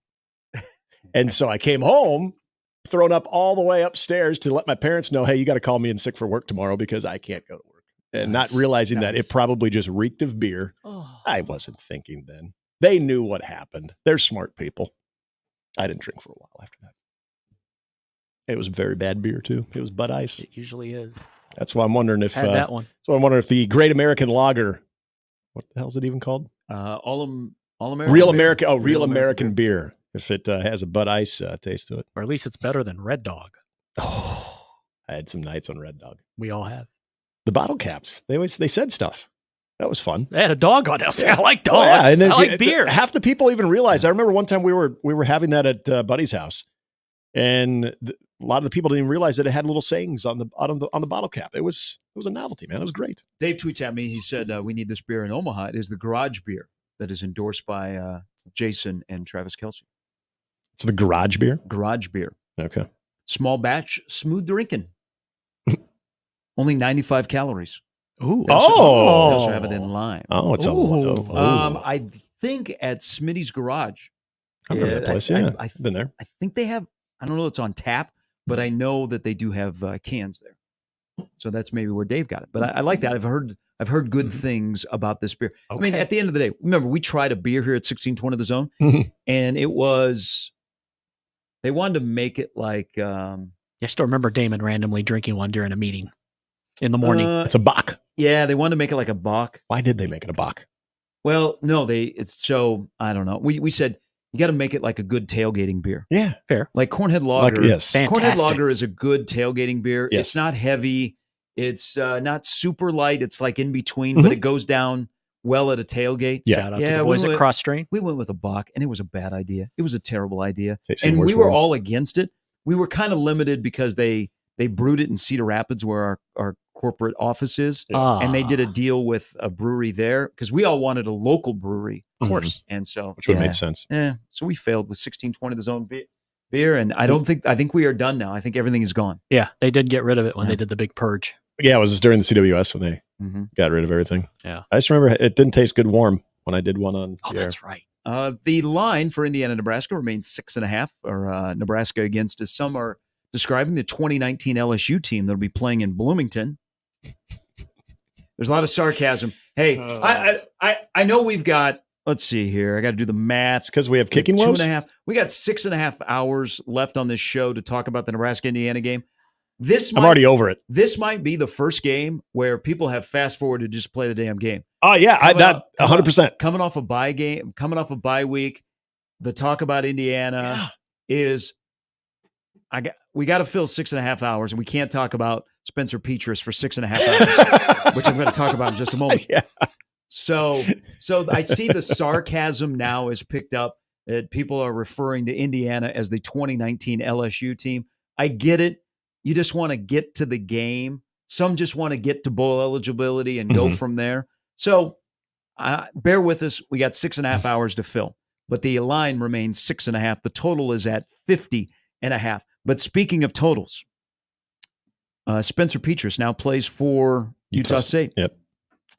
There is a world that we live in that him as a quarterback is going to be involved in a game this weekend that has a total of 78.5 points. Utah State and New Mexico have a total of 78.5 points with Spencer Petras as one of the quarterbacks in the game.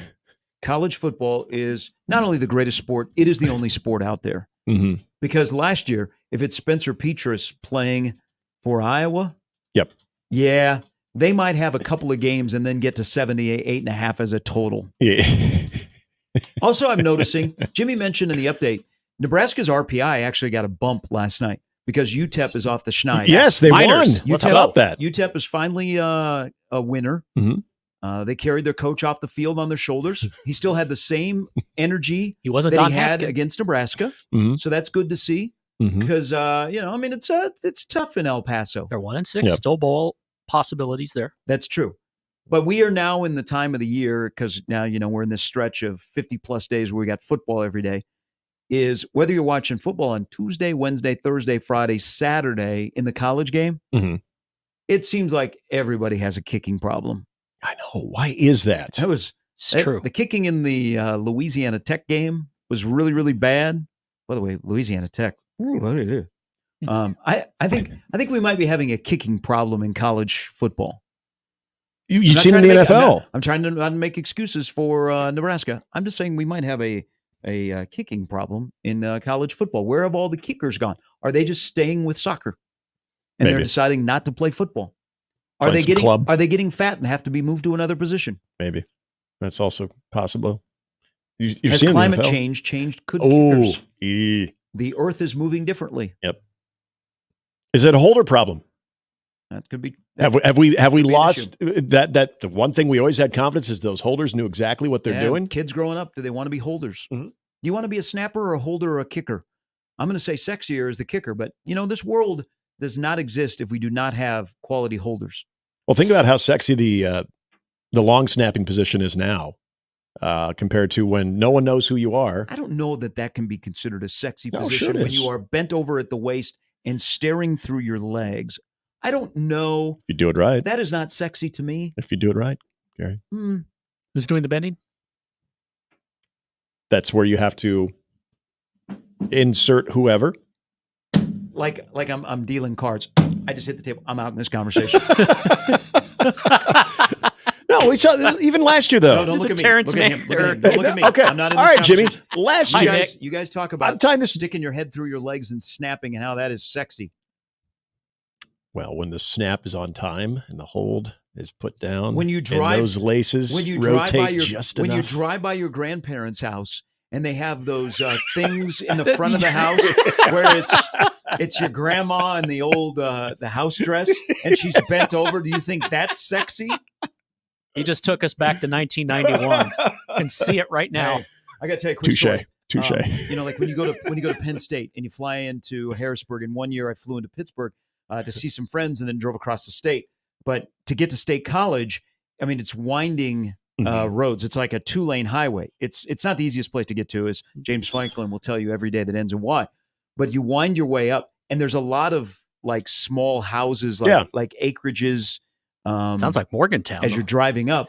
And And I noticed the first time I went there, they will have a cutout of Paterno, like maybe affixed to the mailbox. Yeah. And then a lot of those places have the grandma cutout where she in the house dress, the polka dotted house dress. With the undergarment thing? Yeah, she's bent over. Yeah. Oh, my goodness. I'm telling you, no offense, Cleone. That's not sexy to me. So you guys continue. You stopped me in my tracks on that one. That's a really. You guys continue the conversation. If that's what I'm not going to judge. Hey, I can admit defeat in your counter argument. It's a pretty good one. No, if you want that, go ahead. I'm not changing. Well, I was talking more about the. He's got me in a front yard in my neighborhood growing up. I was talking more about the process of just a silky smooth snap, that hold softly off the hands, put down properly. The laces just rotate just enough, and the foot makes great contact to the center of the ball. It's like when you get a sweet tee shot. What the hell is happening? And you get the club face, and you just know that you got it perfectly centered. Oh, now that's sexy. The feeling of that with the golf club in your hand, that's sexy. The feeling of that when you make contact with that foot in leather, boy, that's sexy. I'll be here all day. About 15 minutes till most people start showing up in this building. There are probably some places that are private if you want to take care of whatever has just happened there. But there is a kicking problem. At the end of the day, I see it on Sundays. That's the main takeaway here. You see it on Sundays too, though. You see it on Sundays.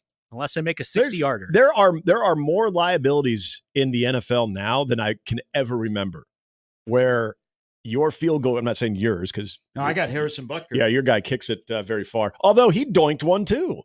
I had your old we have your old kicker, and hell, there was one day he came up short on like a 52. It didn't even go over the crossbar in Cairo Santos. So, and by the way, Eddie Pinero was back. I didn't even know he was still in the league. Anyway, yes, I've seen a lot more. Well, we were talking about zero line the other day.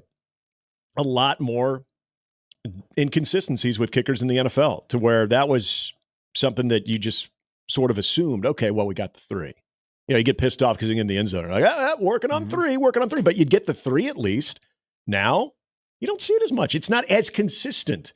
Now, I don't even have a stat in front of me to back this up, but my eyes tell me with the games I watch on Sunday that it is not nearly as automatic. So it's no wonder that when we watch in college football, this isn't to dismiss Nebraska's, because there's some teams, like hell, I'm watching the Iowa State-Iowa game, and that guy drills, what was it, 52? 52-yarder? And that thing had leg for another 15 yards. Must be nice. Yeah, it just got up there and drilled it. Like zero hesitation, all the confidence in the world. It exists. You see it, and you think, God, why can't we have that? But I also, to what you just brought up there, it's not just a Nebraska problem. I mean, there's colleges, there's football programs that are dealing with that as well. I don't know what the reason behind this is. I'll blame it on the holder. I feel like we just blame it on the kicker, and now the snapper's getting involved. Snapper, you can always tell. But the hold, I blame it on concussions and less people playing football. That's where I'm going. Okay, Ed Cunningham. People shouldn't play football. Cancel the season. You're like Ed Cunningham Steve and Bob Costas. Sipple coming up at 8:30. We will get more into Indiana football. This whole Kirk Cignetti, the brashness of he's cashing some checks.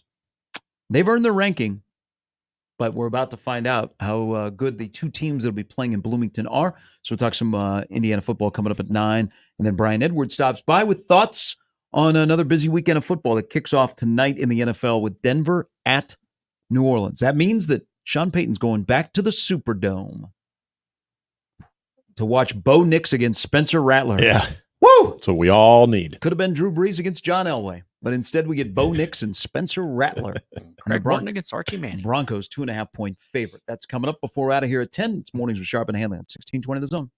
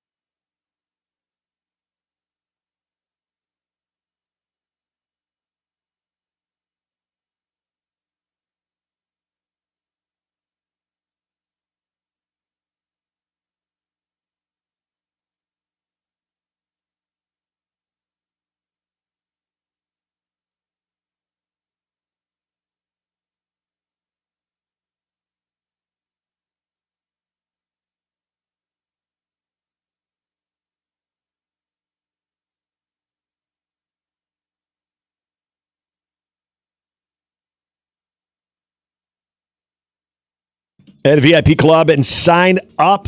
Join the VIP Club. How about that? Once I get my headphones on. All right, there we go. Join the VIP Club and sign up for 1620 The Email. You'll be the first to know all the exciting content that's happening on 1620 The Zone, including sports, news, contests, promotions, and more. You can sign up today at 1620thezone.com. Hey, is getting bowl eligible out of the way a priority? You hear people talking about that? Just get to 6, and then we'll go from there. Yeah, I do hear that. But it's funny when we talk about this game, not we, but when I hear the conversation about this game, it's almost like that sort of slides under the radar a little bit of it's more about beating the ranked team, coming off the bye week looking good, curious about how Indiana really is, and then, oh yeah, bowl eligibility is on the line. You get that out of the way now with some good opportunities that lie ahead. Oh yeah, that's got to be a big part of this. I don't feel like it's being discussed as much, though. I think it's kind of a given now that Nebraska is going to be bowl eligible, so maybe it is not a topic of discussion. Yeah. Still a big deal. Absolutely it is. It's been a while. Well, the last time that Nebraska clinched a bowl bid was the last time they were in Bloomington, Indiana. Oh, that's true, yes. And there's year we like to compare to. And there's the 16 about winning on the road against a ranked team, rule against ranked teams, all of the numbers. No, I think it's now just a given that Nebraska is going to get to 6. When will they get that 6th win? Will it be Saturday? Will it be in 2 weeks at home? Not next week. If you want to feel a tension convention, because I think we kind of felt same way last year at the end of October. Oh, phew, just need one in November. Yeah. Thought that would happen in East Lansing. Didn't. Thought it would happen the following week against Maryland. Didn't. Yep. Thought it'd go to Madison, get it. Maybe we didn't think that. Didn't happen. And then Iowa, didn't happen. If you somehow, and I don't think this will be the case, you make it to November 3rd and you're sitting on 5, the tension convention will kick in. Oh, God, yeah. That will not be the case. But could I make a case that there are more players? Now, I think Nebraska has across the board the more talented roster, not by much, but they have the more talented roster. But Indiana has more guys on their roster that know how to win. Bingo. Than Nebraska does. Yes, absolutely they do. With the guys from James Madison, even with Curtis Rourke, what he experienced at Ohio, guys that are at least in important positions in this game. And that's why this matchup, it's a very fascinating matchup from all of the physical elements, but also a lot of the mental elements about that. And I think you just hit a key one right there, is the fact that this is a coach that expects to win. He prepares as such. Players that he had come over that are in key positions expect the same thing. That's why I keep going back to, how do you make them uncomfortable? And how do they respond compared to your response? Because we've been asking the whole time, if you can get Indiana in a hole late in the game, how would they respond? But also asked the question yesterday, how does Nebraska respond with a lead in the fourth quarter? And this is where that part of it makes me really nervous. Gary, I'll be honest, that makes me nervous, because you do have at least a handful of guys that'll be on that field that just always felt like they have the answer and have the track record to back that up, regardless if it was in a different uniform or not, as opposed to a group of young guys that for the most part this year, especially your freshmen, have seen success, but you got some older guys, a veteran group, which some people would say is Nebraska's strength, especially on that defense, have also experienced the other side of that. That's got me nervous. 100%. I think that is a great call as far as what that team expects, what some of those guys expect that have experienced that compared to Nebraska. I mean, they were successful at James Madison. I mean, it's such a wise move what Cignetti did to build this roster. I mean, where he's coming from, he had the advantage of bringing guys with him. They have won at James Madison. He has won. They know how to win. They've earned their ranking. Now they're going to find out in week 7, for the first time playing the most physical and the more talented team, or the most talented team they played. Again, I'd be uncomfortable waiting until game 7, but that's how the schedule plays out. They have guys that know how to win. It's actually a really good formula for what he is doing in his first year. He walked into a good situation with who he is and what he can do. and he got a quarterback that has been successful and is an older quarterback, not a, hey, I still got a couple of years left. We got a guy that is, thinking about his portfolio, and is he going to be able to have a kid during football season, or is he going to have to wait? Now, one little nugget here. This will be the second time that Tony White has orchestrated a defense against Rourke. Mm-hmm. It's time when Ohio was at Syracuse. Or I guess Syracuse was beat Ohio. Yeah. Yep. And now, mind you, that was a younger, less experienced Curtis Rourke, but didn't have a great day at the ballpark. No, 142 yards. He's on a better team that runs something that is scary called the RPO if you are Nebraska defensively. Mm-hmm. Steve Sipple will join us in the next hour. His thoughts on Nebraska, Indiana. Where do we go from here against the 2019 LSU team that Nebraska will be facing that just happens to be having a get-together in Bloomington? Sarcasm. On 1620 The Zone.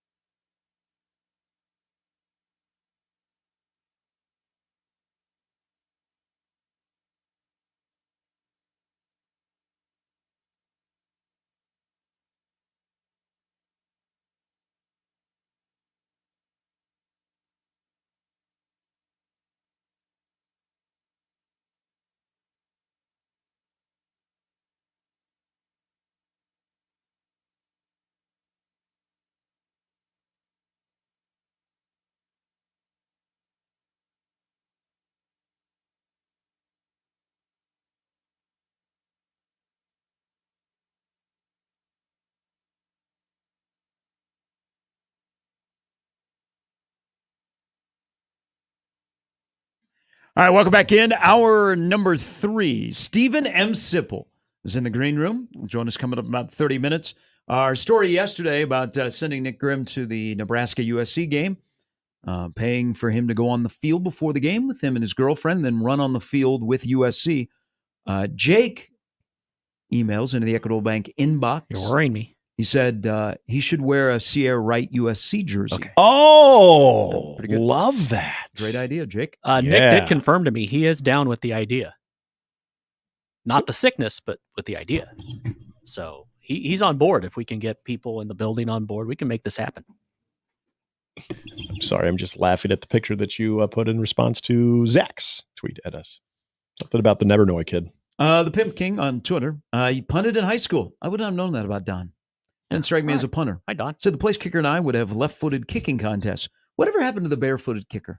Why don't we have barefooted You ever kickers tried it? anymore? Tony Franklin? Yeah. You ever tried I it? did as a young kid, but It's hard. I tried to do it straight on. Yeah. So that's a little painful. Yeah. They told me like the what do you call the side of your Like the side? the arch? Yeah, your I arch, don't know, yeah. whatever. But you're supposed to kick like that. That's what I was yeah. going wrong. I actually tried this on there Saturday. But there were a lot of people that tried when I was younger because there were NFL guys that were shoeless kickers. But we don't see them anymore. What happened? Well, Nike. Do we even see the different shoe kicker where they'd have more of the soccer cleat on, but then they'd have the team issued cleat on if they were Like they're right-footed, then they'd have the left-footed normal Adidas one, and then they'd have more of a soccer style one too. I think now it's just I maybe I haven't looked close enough, but I think all the shoes are the same now too. I don't even think you do that anymore. They don't have the little shoe. Yeah, like the little shoe. kicking Yeah, shoe. Tiny baby shoe. It looked like a kind of like a tap dancer shoe. It looks like almost a sock. Don says we'd go out about 35 yards, but that's without the battery. What? Not sure. The timing is critical. If you put doubt in the kicker's mind before the snap, it's not going to end well. Confidence thing. Say again about the battery? Don't worry. I'm behind you. Not sure. Lost where we were going. I did try the barefoot kick on Saturday. At the party? Mildly. So no. All right, what were we trying to prove? was this a contest where It was. dudes Yes. bragging about their past glory days at Millard West? Come on, you can do it. It was dudes that felt like, kicking's not that tough. And so, and some people wanted to be the holder because we were talking about the process, Gary. Even with a bye week, it's still on everyone's mind. And I had my Hey Dude on. My Hey Dude went up, fell off my foot. Yeah. I did it again thinking, okay, I didn't curl the toe back enough. And then Jenny threw the shoe away. The shoe went up again and it went into one of our little storage areas up in the garage. So I'd actually get the ladder and get it down. Long story short, I'm like, I'm going to try this barefooted because that used to be a thing. So I'm glad you brought that up. And oh man, I was topping everything, just topping it. So I don't even know what the proper procedure I'm assuming you got to have the toes back.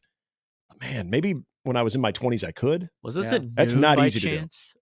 Was that noon? Was this at noon? No, this was probably after little man went to bed. This is actually right after the Oregon-Ohio State game. Oh, yeah. Checks out.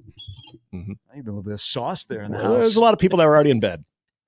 Just the people that were stragglers, we all put on a good show. That's how it should be. Yeah. That's how should every. Yeah. That's how every party should end in Nebraska is with a kicking contest. Let's go to a kicking contest and see if whatever happened to the barefoot kicker. And the next thing you know, as you're inebriated, you email the Nebraska football office like, "Hey, check out this video. I may have a little bit of eligibility. I'm not sure when my clock started, but I'm there."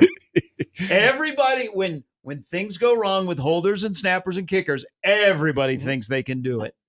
You know what I still got though, Gary, because I used to do this in high school. I would get, by the way, dizzy if I was a long snapper. Oh yeah, having your head down that long First too. of all, I would probably teeter totter and go. Same. Yep. Yeah, I think my equilibrium would be pretty bad right now. You know what I still got though, and I wish someone would have recorded it because. How did this not happen? My finger never left the tip of the ball when they kicked. I wanted to hold because I used to do that in high school too. Oh man, I think some of the youngsters that were still around because I had a couple kids that are playing little league football were wanting to get in on this thing. They couldn't hold like I could hold. They were getting scared when someone would try to kick it. It's only getting worse for kickers in this country when they struggle because if college kids can go on game day with McAfee and Saban is your holder and make a field goal, college kickers suck. That's the bottom line, what is I've learned from game day, is the college kickers suck, and kids that are in college are better kickers, especially when there was money on the line. Yeah.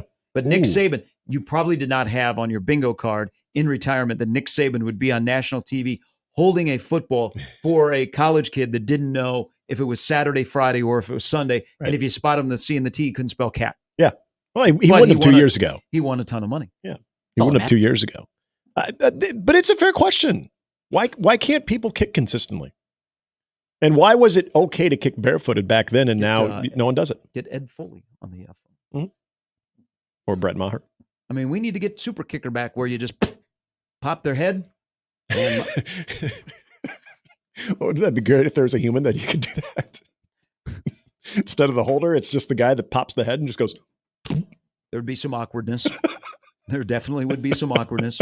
Hey, something I learned last night watching the NLCS. I am so great with transitions. I get us in and out. You do, man, because I don't want us to sink. I don't want us to go. I don't want to go more places where we're going to get more emails about our political takes. Mm-hmm. That did happen. Okay, it's okay. A bit, guys. It's a bit. I said everything straight. We're good. Jesus, Nick, you could complete the hat trick. Why don't you just? I know. Why don't you just step on the Native American? You're right. I mean, you've done the Guardians. Yep. The Indians. Who's the Cowboys' biggest rival that John Schreiner's fans of that team? I'm gonna touch it. What you got? You guys can go ahead and take one of what Romo did the other day. I just know that the Millard South Indians would not allow anybody to forfeit against him. I did not know that Francisco Lindor is not a Gold Glove finalist. I thought that's just given. Yeah, when he shows up and he can play the majority of the season, that he should be a Gold Glove finalist. Yeah, but like this year, he had a great year at the plate and in the field, and he makes the play last night in the hole, and I'm like, and they mentioned that. I'm like, are you Joe? Are you sure? Not a Gold Glove finalist. Stephen Kwan is though. Freddie Fermin. He plays a nice outfield. He does. Outfield. Yeah, he does. Sometimes he makes a catch, and sometimes he doesn't. And replay does what it does. He caught the ball, Gary. It was a catch. He admitted it on Reddit. Didn't happen. No, he didn't. Yeah, I gotta go look the Reddit thread. I'm sure it was Stephen Kwan. The one thing I do like from Citi Field is the apple. The apple. So I remember the apple. I remember I used to. I'm glad they. Yeah. I used to be forced to go to Mets games. I was never a Mets. I've never fan. been. Yeah, I've never been. I think it'd be cool to see the apple. I'm very appreciative of the New York Mets. They allowed me to eat when I was, age 1 through 18. Yeah. But I was never a Mets fan. But God, we went to a lot of Mets games. Okay.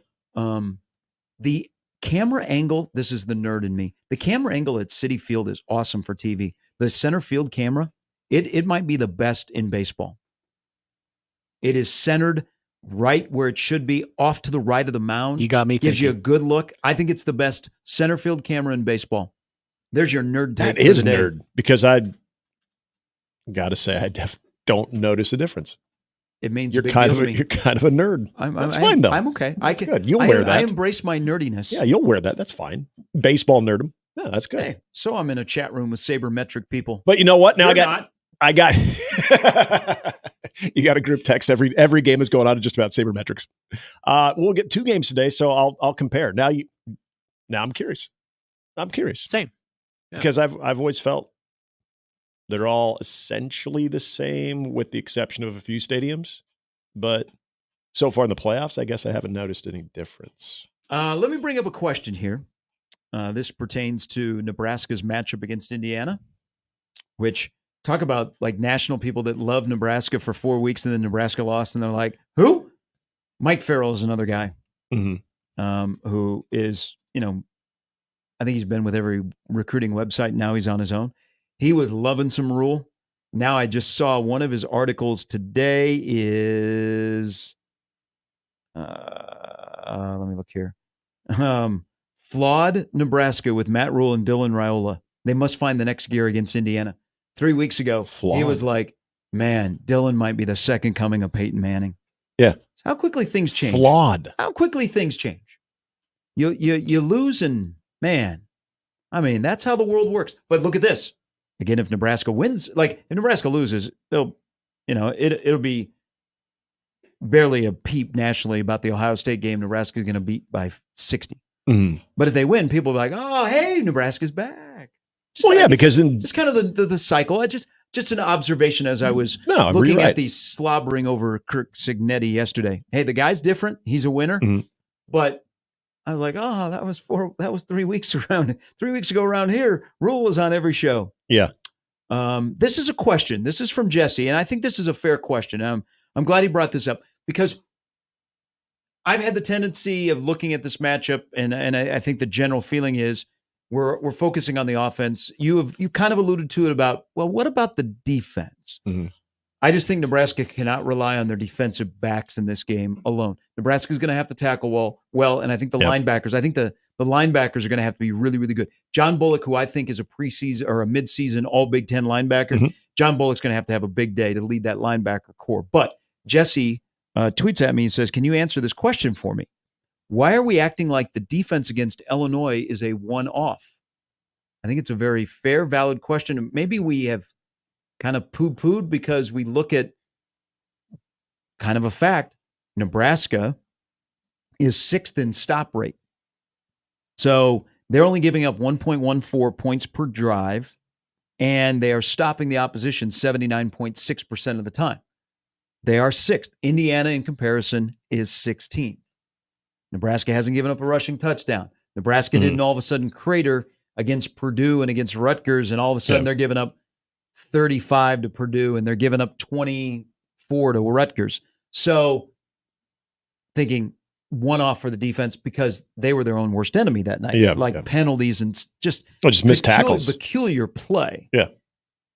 But I like where Jesse's going. I think it's a fair question to discuss because this will be the most versatile offense Nebraska has faced all year. You could say, hey, it's going to be like a passing game like they faced against Colorado. Yeah, they've got a trio of wide receivers. They got three trio of wide receivers in Cooper, Sherratt, and Price. Mm-hmm.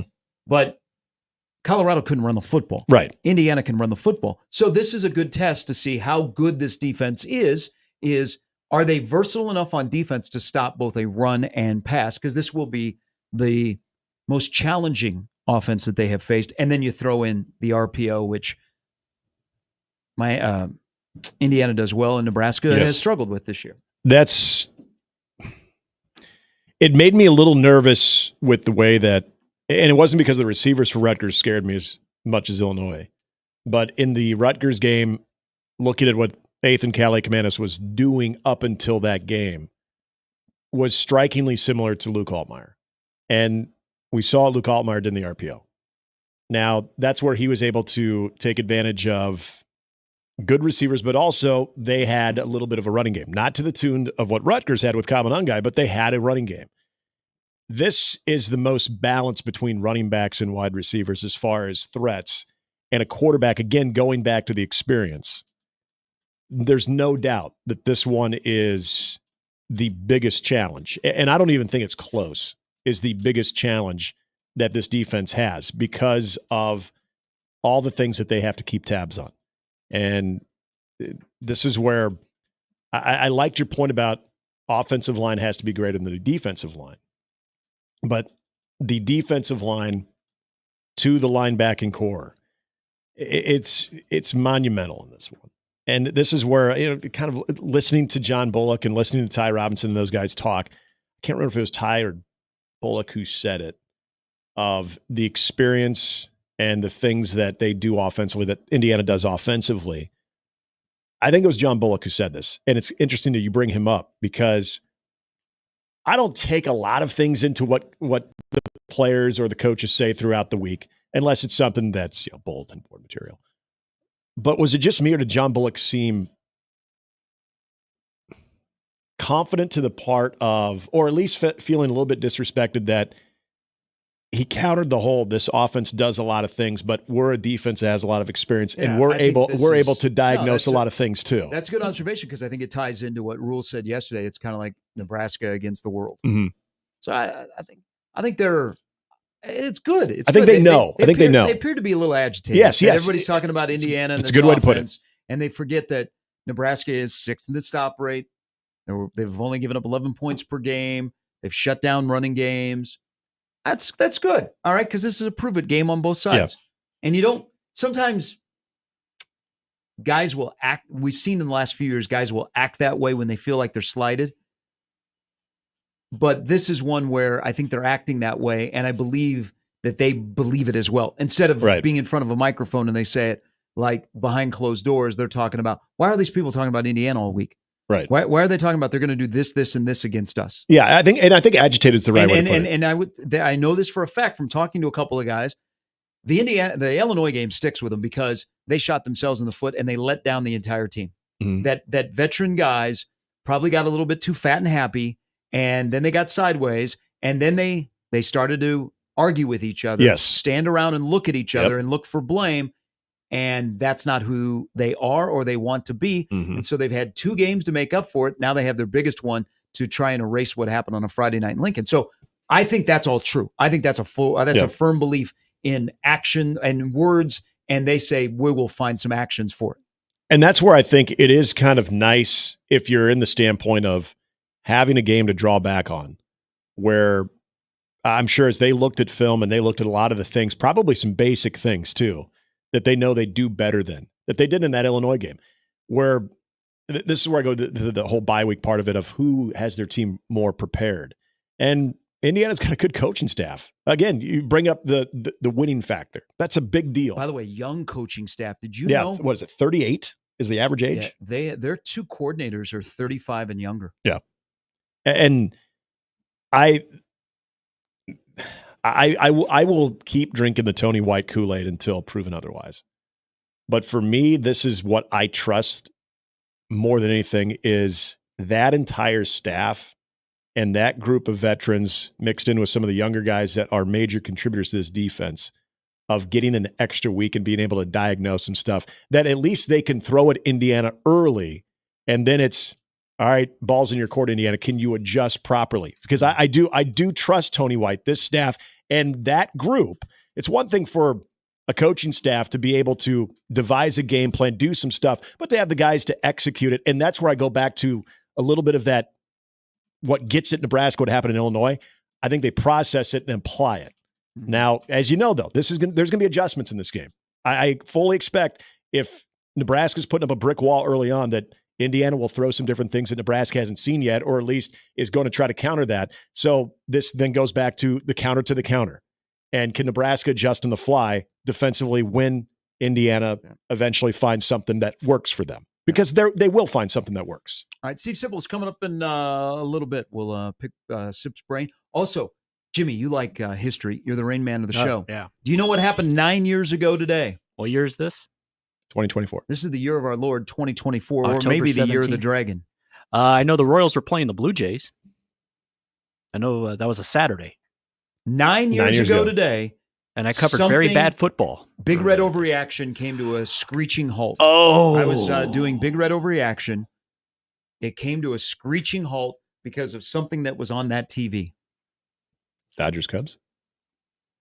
Oh wait, no, that would have been 20. Yeah, it was 15. Yeah, but you've told this story before to me, so. Blake O'Neill had trouble with the snap. Oh, is that today? Yep. Oh, man. Had that on one TV, the Royals Blue Jays on the other. Yep, I remember in my buddy's basement watched that game. Like, that poor dude got I hurt. got hockey that night too. Sean McDonough pulled a groin muscle. Cobras were surrendered. That's where we're introduced that birthed to the surrender cobra from that Michigan student in the stands. Happy birthday. Yep. You look like you just saw a ghost. Yep. 9 years ago today. Wow. It's Mornings with Sharp and Handley at 1620 The Zone.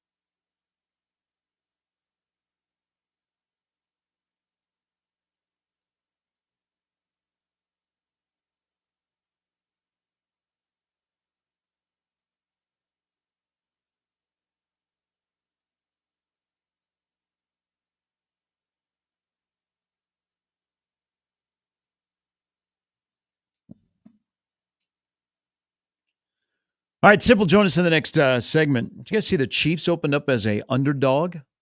I did. At San Francisco. Great weekend. Great Sunday in the NFL. Bad Thursday night game. Mm-hmm. That means you should watch us on the CW, Prep and Westside. Yeah. That's why they did that. Can't guarantee The that NFL did will that. be a great game. But it's a rivalry game. Yeah. With lots of talented individuals. But the Chiefs are an underdog against the Niners. I think it's the same exact line that was for the Super Bowl. Did you say Andy's great after bye weeks? He is, but so is Mahomes. So after bye weeks, Mahomes is 11-1-1 against the spread, 10-3 straight up. Hasn't that always been with Andy Reid? You would be correct. Okay. But Andy Reid is like in Philadelphia. Well, yes, in Philly, yeah. And then he was good with Alex Smith. Point is Chiefs by 10. What are you trying to say there? Are you trying to say maybe it's more of a Patrick Mahomes, or maybe it's more of an Andy Reid thing instead of Patrick Mahomes? You got a quarterback. Shut your face. You got a quarterback. Don't be stepping on my quarterback. I'm not. Yeah, I think you were stepping on my quarterback. No. You know what? I think you were actually stepping on my coach. You know what? He did it well with Alex Smith. He did. Okay. Donovan McNabb. I was going to say, Donovan McNabb wasn't always all good. Michael Vick. They got to the Super Bowl. They did.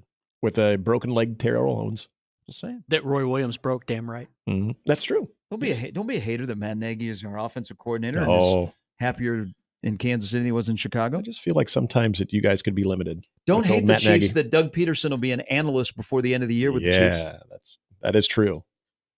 He'll just go from one job to the other. Oh, he looked lost on Sunday. Well, hopefully another week in London will do him some good. Ooh, I can't wait for that game. Can you? Good question. I'll get back to you on that one. Should be a banger of a game with the Patriots and the Jags. But there is Thursday Night Football here on the Zone. Sean Payton returns to the Superdome. How will he be received? As long as Drew Brees isn't going to be there, so I don't know. He was only good because of Drew Brees, right? Yeah. That's what the Raging Cajun websites are telling me. I want to ask Severe about this because I've seen a lot of rhetoric with, hey, I know how people feel about Sean Payton, but remember, without him, we wouldn't have had this or we wouldn't have had that. So I'm getting that there are people that are quick to remind some Saints fans of the success that Sean Payton and that organization had under his leadership. I still have a tough time feeling like he's going to be received poorly. I would think that he is going to be received just fine because he won a Super Bowl for them. Exactly. And what you mentioned right there. Great Jim Mora didn't do that. The amount of people that were part of the Sean Payton era, especially the golden era, they're not there. So I feel like it's just going to be good to see an old friend. I think the Saints will remember the good times that they had. Denver, 2.5-point favorite. Remember this. Go to your favorite place. Surtain's out too, right? Yeah, and without him, that defense. So with him, that defense has been pretty good. Without him, Yeah. But I don't know how New Orleans is going to not score points. I don't think it'll turn into just a debacle of 10-9. They take turnovers and put them into points like they did last weekend against Tampa Bay. That was the only way they could score. But road favorites are 12-0 in the last 2 weeks. Wow. And Denver is a slight 2.5-point favorite in the Dome. Yeah. So roll Broncos country. Let's ride. He's going to be riding on Sunday night. Yeah. You know what? People are really upset if Mike Tomlin is botching the quarterback situation in Pittsburgh. I don't blame. If you're a Steelers fan and you are wondering what the hell is going on, I'm with you. And I've sided with Mike Tomlin on just about everything. Go next door and ask. But boy, is this risky. Because it's not like Fields has been good. I'm not trying to say he's been good. So that's where the problem is that Fields left doubt. Yes. Like if he'd played well and there was no doubt, and I know that they've got they're 4-2? 4-2, yeah. If he had closed the door, because he's starting because Russell Wilson was injured, but if you say, hey, he didn't get Wally picked. Justin Fields looks great, but he left some doubt that they would entertain that Russell Wilson healthy. We got to at least see what we have. Oh, by the way, we are playing against the Jets, and it happens to be Sunday Night Football. Yeah, it could be kind of tricky. His yards, Justin Fields' yards per completion, which is one of the lowest in the NFL. Big shocker there. There's nothing different about his game than when I watched him in Chicago. And so, but you are still 4-2 for a team that a lot of people thought, okay, that streak comes to an end with Mike Tomlin in the playoffs. They're in a position. I get it. It's not all clean there with Justin Fields. You've got to ride the Justin Fields roller coaster because when things break down, sometimes it might get worse or he might just pull something out of nowhere. But Russell Wilson being shelved this long, and remember how Russell was, I'll give him some credit. He had a little bit better of a bounce back year than his first year in Denver. But absent this long, are they expecting that the quarterback is going to be that much upgraded there? Sunday Night Football, man, NBC has power. They say, Aaron Rodgers, Devontae Adams, can you guys play Russell Wilson? And the Steelers said, I'll get back to you on that one. Fields, again, the roller coaster, though. It's entertaining. It definitely is entertaining, especially now he's no longer on a team that I root for. Yes. It's very That's entertaining. why you could say that. That's probably right. Steve Sipple will say a lot, or a little, or in between, or things that'll make you go, huh? Good song. Things make you go, by the way, R.I.P. Liam Payne. Yeah. 31 years old. That's on tough. One Direction. That was tough to hear. Yeah. And just what may have happened. Mm-hmm. On that note, Sip joins us next on 1620 The Zone.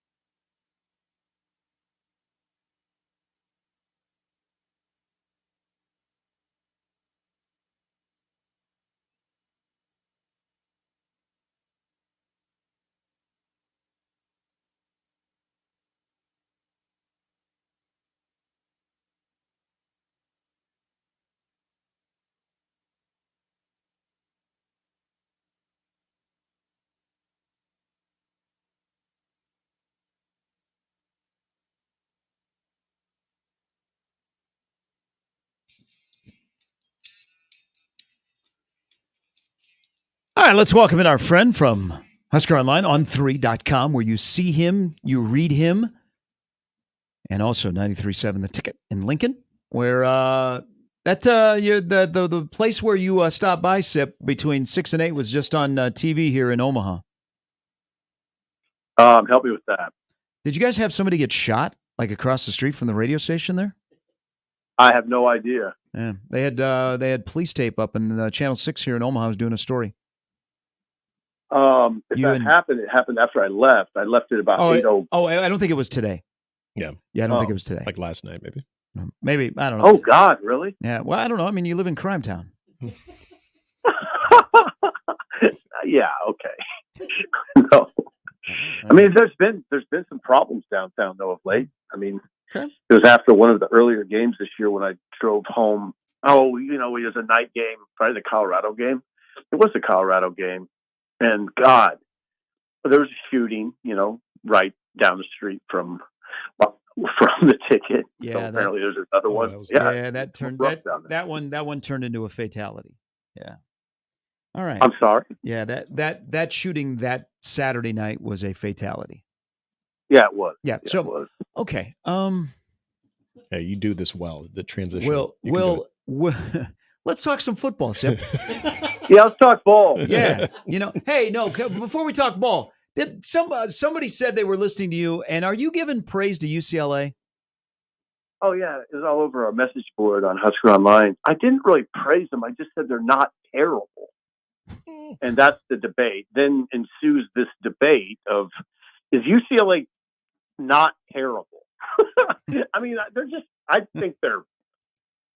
I guess what I wrote on the message board to defend myself was they're a Power 4 team, so they can recruit, and generally do recruit high caliber athletes. They're paying their coaches a lot of money. They're going to be formidable in some regard. And I did watch them play Minnesota, and I watched them. They should have beat Minnesota. I mean, they had Minnesota beaten, and that alone tells me that they're just not horrific. They're probably the second worst team in the Big Ten. Mm-hmm. And I think Purdue's the worst, but there's probably a pretty good battle there. Okay, so if UCLA and Purdue played right now, I imagine that'd be a close game. Yeah, and sickos would watch. Okay, so on that scale, because you've done this on every show you've been on, and you've written about it this week, we're trying to figure out, okay, what pecking order does Indiana fit in?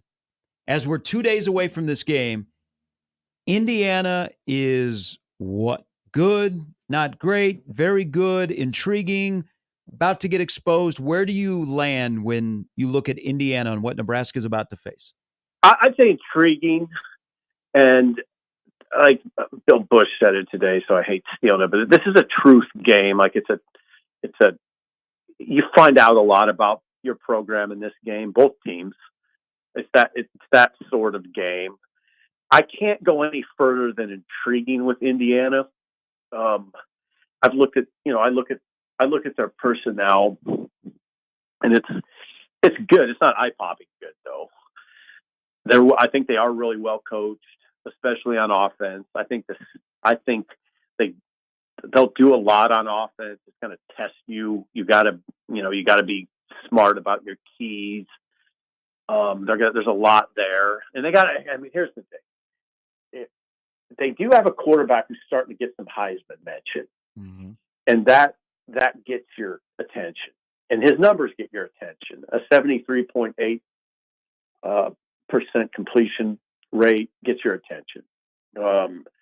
14 touchdowns and only 2 interceptions gets your attention. His size gets your attention. His ability he's not a stationary quarterback. Even at 6'5", 223, he can maneuver, and he can get out and go if he has to.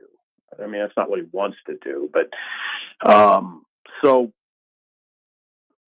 I want to see a really intriguing game, and that's the best word. What am I getting at here? Here's what it is. How is Indiana against a real defense? Mm-hmm. Because they haven't faced one.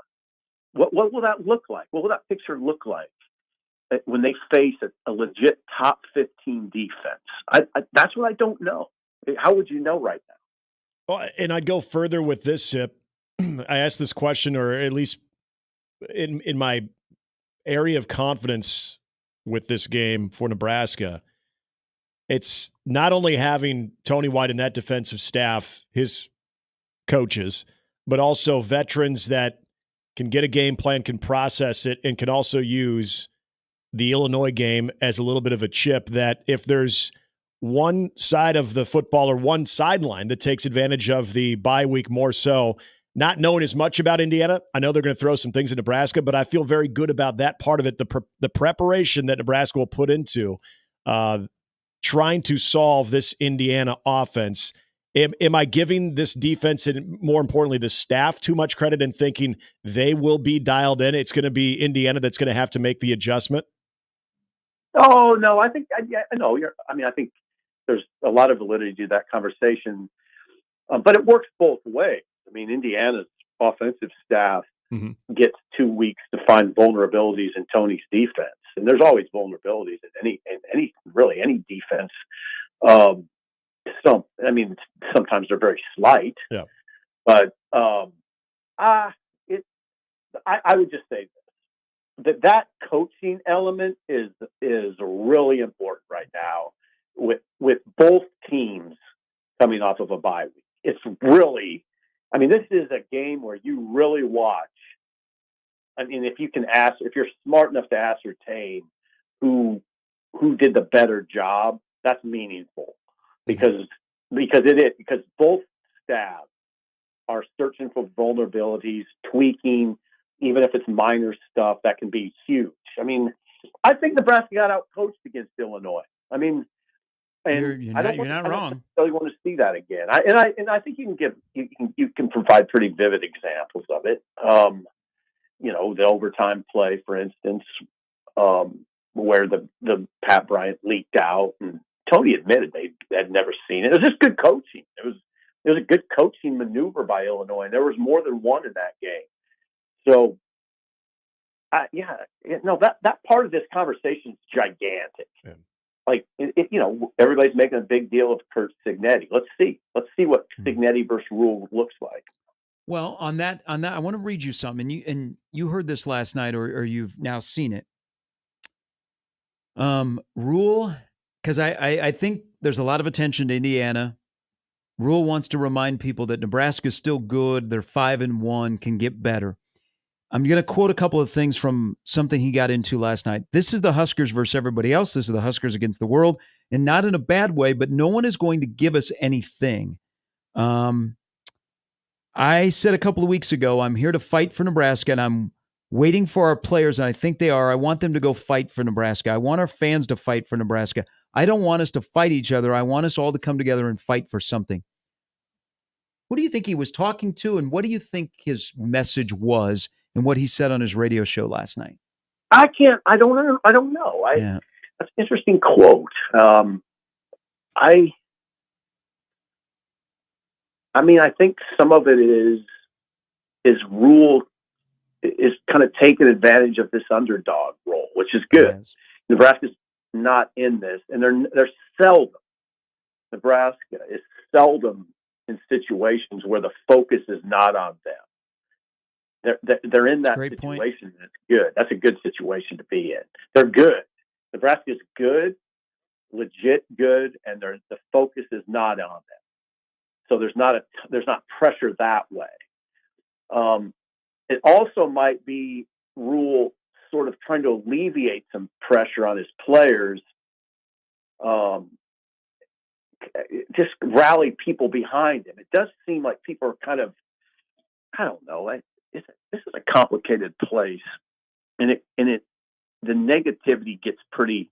It's because there's so much interest and there's so much passion. If a team loses, even if Nebraska would lose close to Indiana, a close game, there's not only not going to be a good feeling, it'll spark up those sort of uncomfortable conversations that are just unpleasant.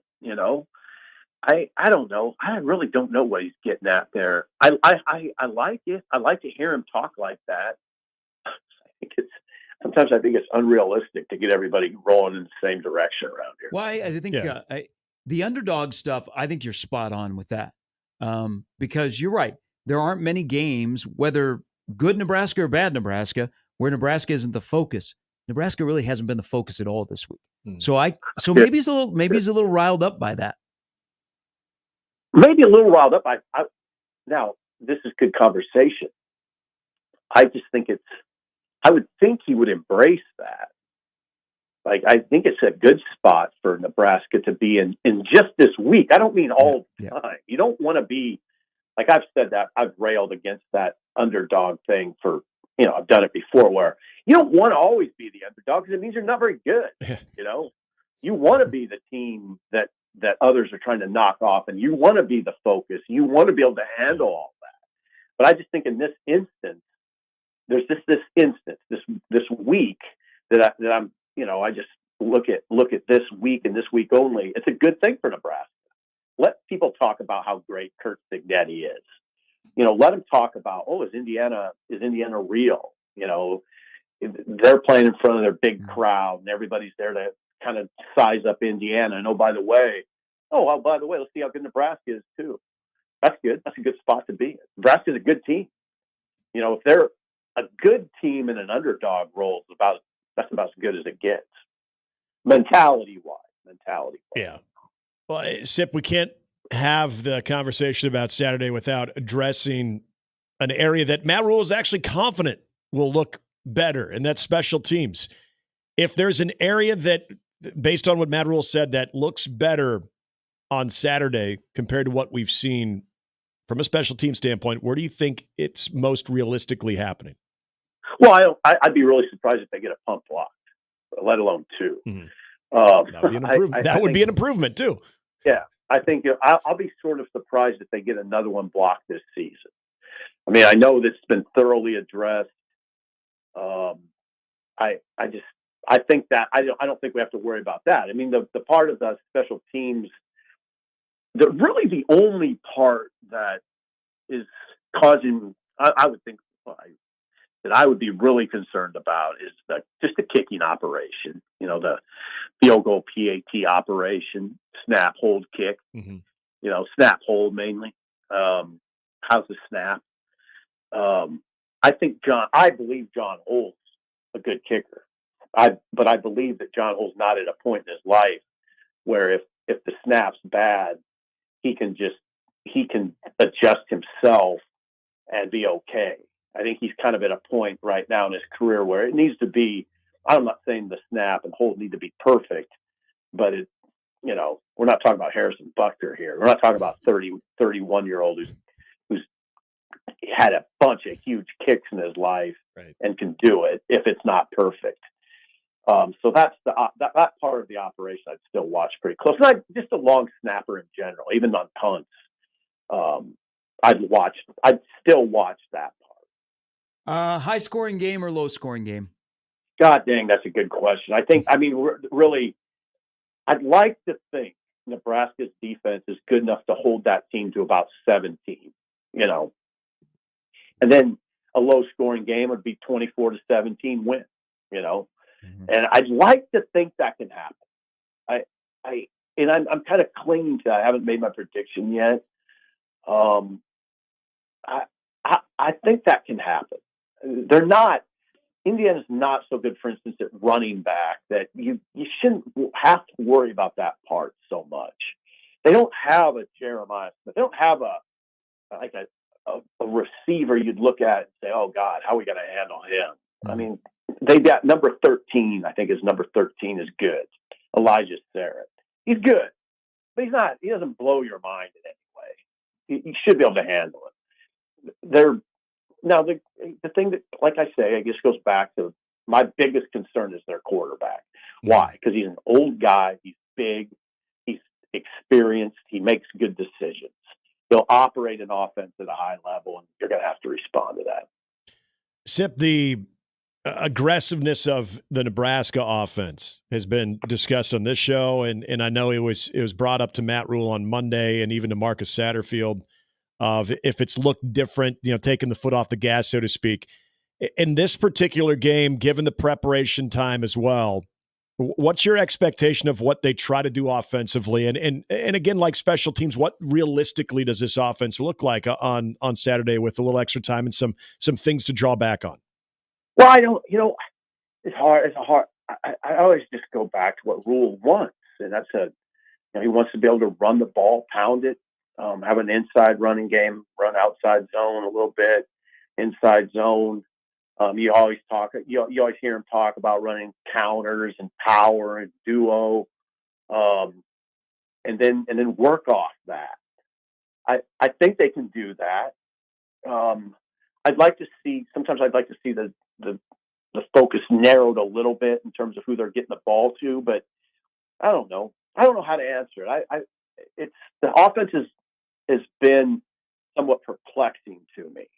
Why they haven't been able to do more. Mm-hmm. Some of it is a conscious decision to, I think, be conservative, get a lead and be conservative. Don't ask your freshman quarterback to have to do a whole lot. Now, at some point, though, I think you're going to have to. I almost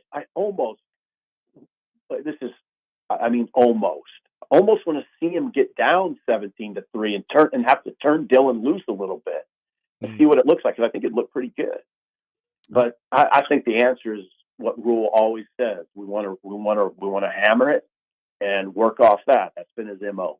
Yep. It will be interesting. It's a big game feel. I think it's a very underrated game. Michigan, Illinois might get a little bit more juice in the league, but there's 11 a.m. for a reason with the Fox pregame show there. It should be a lot of fun. Sip, safe travels. Enjoy it. Look forward to your reaction to what happens on Saturday. Thank you, guys. Have a good day. Be good. That's Stephen M. Sipple. With pressure, Dylan Raiola, 33% passer. Crowded pocket, 46%. And everybody knows what his super high percentage is against zone defense. A lot of analytic people are diving into this matchup. Get a lead and get conservative, in my opinion right now, isn't what most people would think is conservative, though. We talked about the inability to run consistently, to move the chains. I think the conservative approach still is Dylan being able to handle and throw the short pitch and catch game. I have more confidence in that. To me, that is still the conservative approach because of the inability to stay on schedule in the running game. So the idea behind, I'm not saying Sip is wrong, but the idea behind you get the lead and then you try to just squeeze out, maximize the possession, keep their offense on the sideline, move the sticks, and even if you have to flip the field is fine. But are you getting into those we keep talking about 3rd and 4. You get into those 3rd and 4 where you feel like, hey, you can turn around, hand off to Romeo or Dante or Emmett, and the blocking is going to work to where you can get that and you can keep moving. I don't feel confident with that. Can Nebraska run the ball in the fourth quarter? They could last year. Can they run the ball in the fourth quarter? All right. After the game on Saturday, myself and Austin Jacobson, young Austin, as some will call him, excited. That is his debut of. Yeah. Ooh. Well, that's okay. We'll protect him. You never know. I know. Hey, you never know. You don't. You never know. Stranger things have happened. I'm not saying it's a foregone conclusion. But I think it's Austin's debut on Big Red Overreaction. Because I think a win could be a hell of a fun time. I just want you to know that John Schreiner made his debut on Big Red Overreaction with me last time, and they won. They did win. Yeah. That was the Purdue game. So we're going to introduce people to Austin. Yes. Well, you guys had whiskey as well. I mean, I'm not saying you actually had whiskey on Big Red Overreaction, but you had whiskey surrounding you too. So that was a good thing. All right. We'll learn more about Indiana and their old beard quarterback and their old coach, who he's got the right formula for what Indiana needed. We'll get into that coming up next. Also, Brian Edwards before the hour is over, and we turn it over to the Connor Happer Show on 1620 The Zone.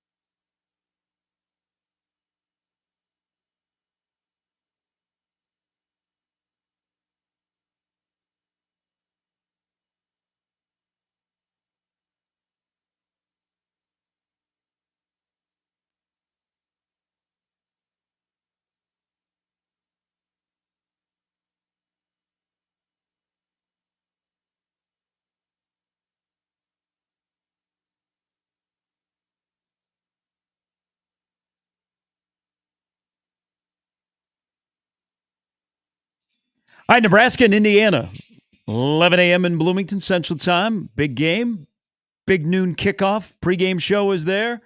If you were probably talking about this game back in late May, you're like, this could be a ho-hum middle of October Big Ten game. Not so fast, my friends. There is a lot of excitement in Bloomington, and it's not for the fact that college basketball begins in 3 weeks. It is football, so we welcome in Michael Nelik to join us. He covers Indiana for the Herald Times. Good morning, Michael. Good morning, guys.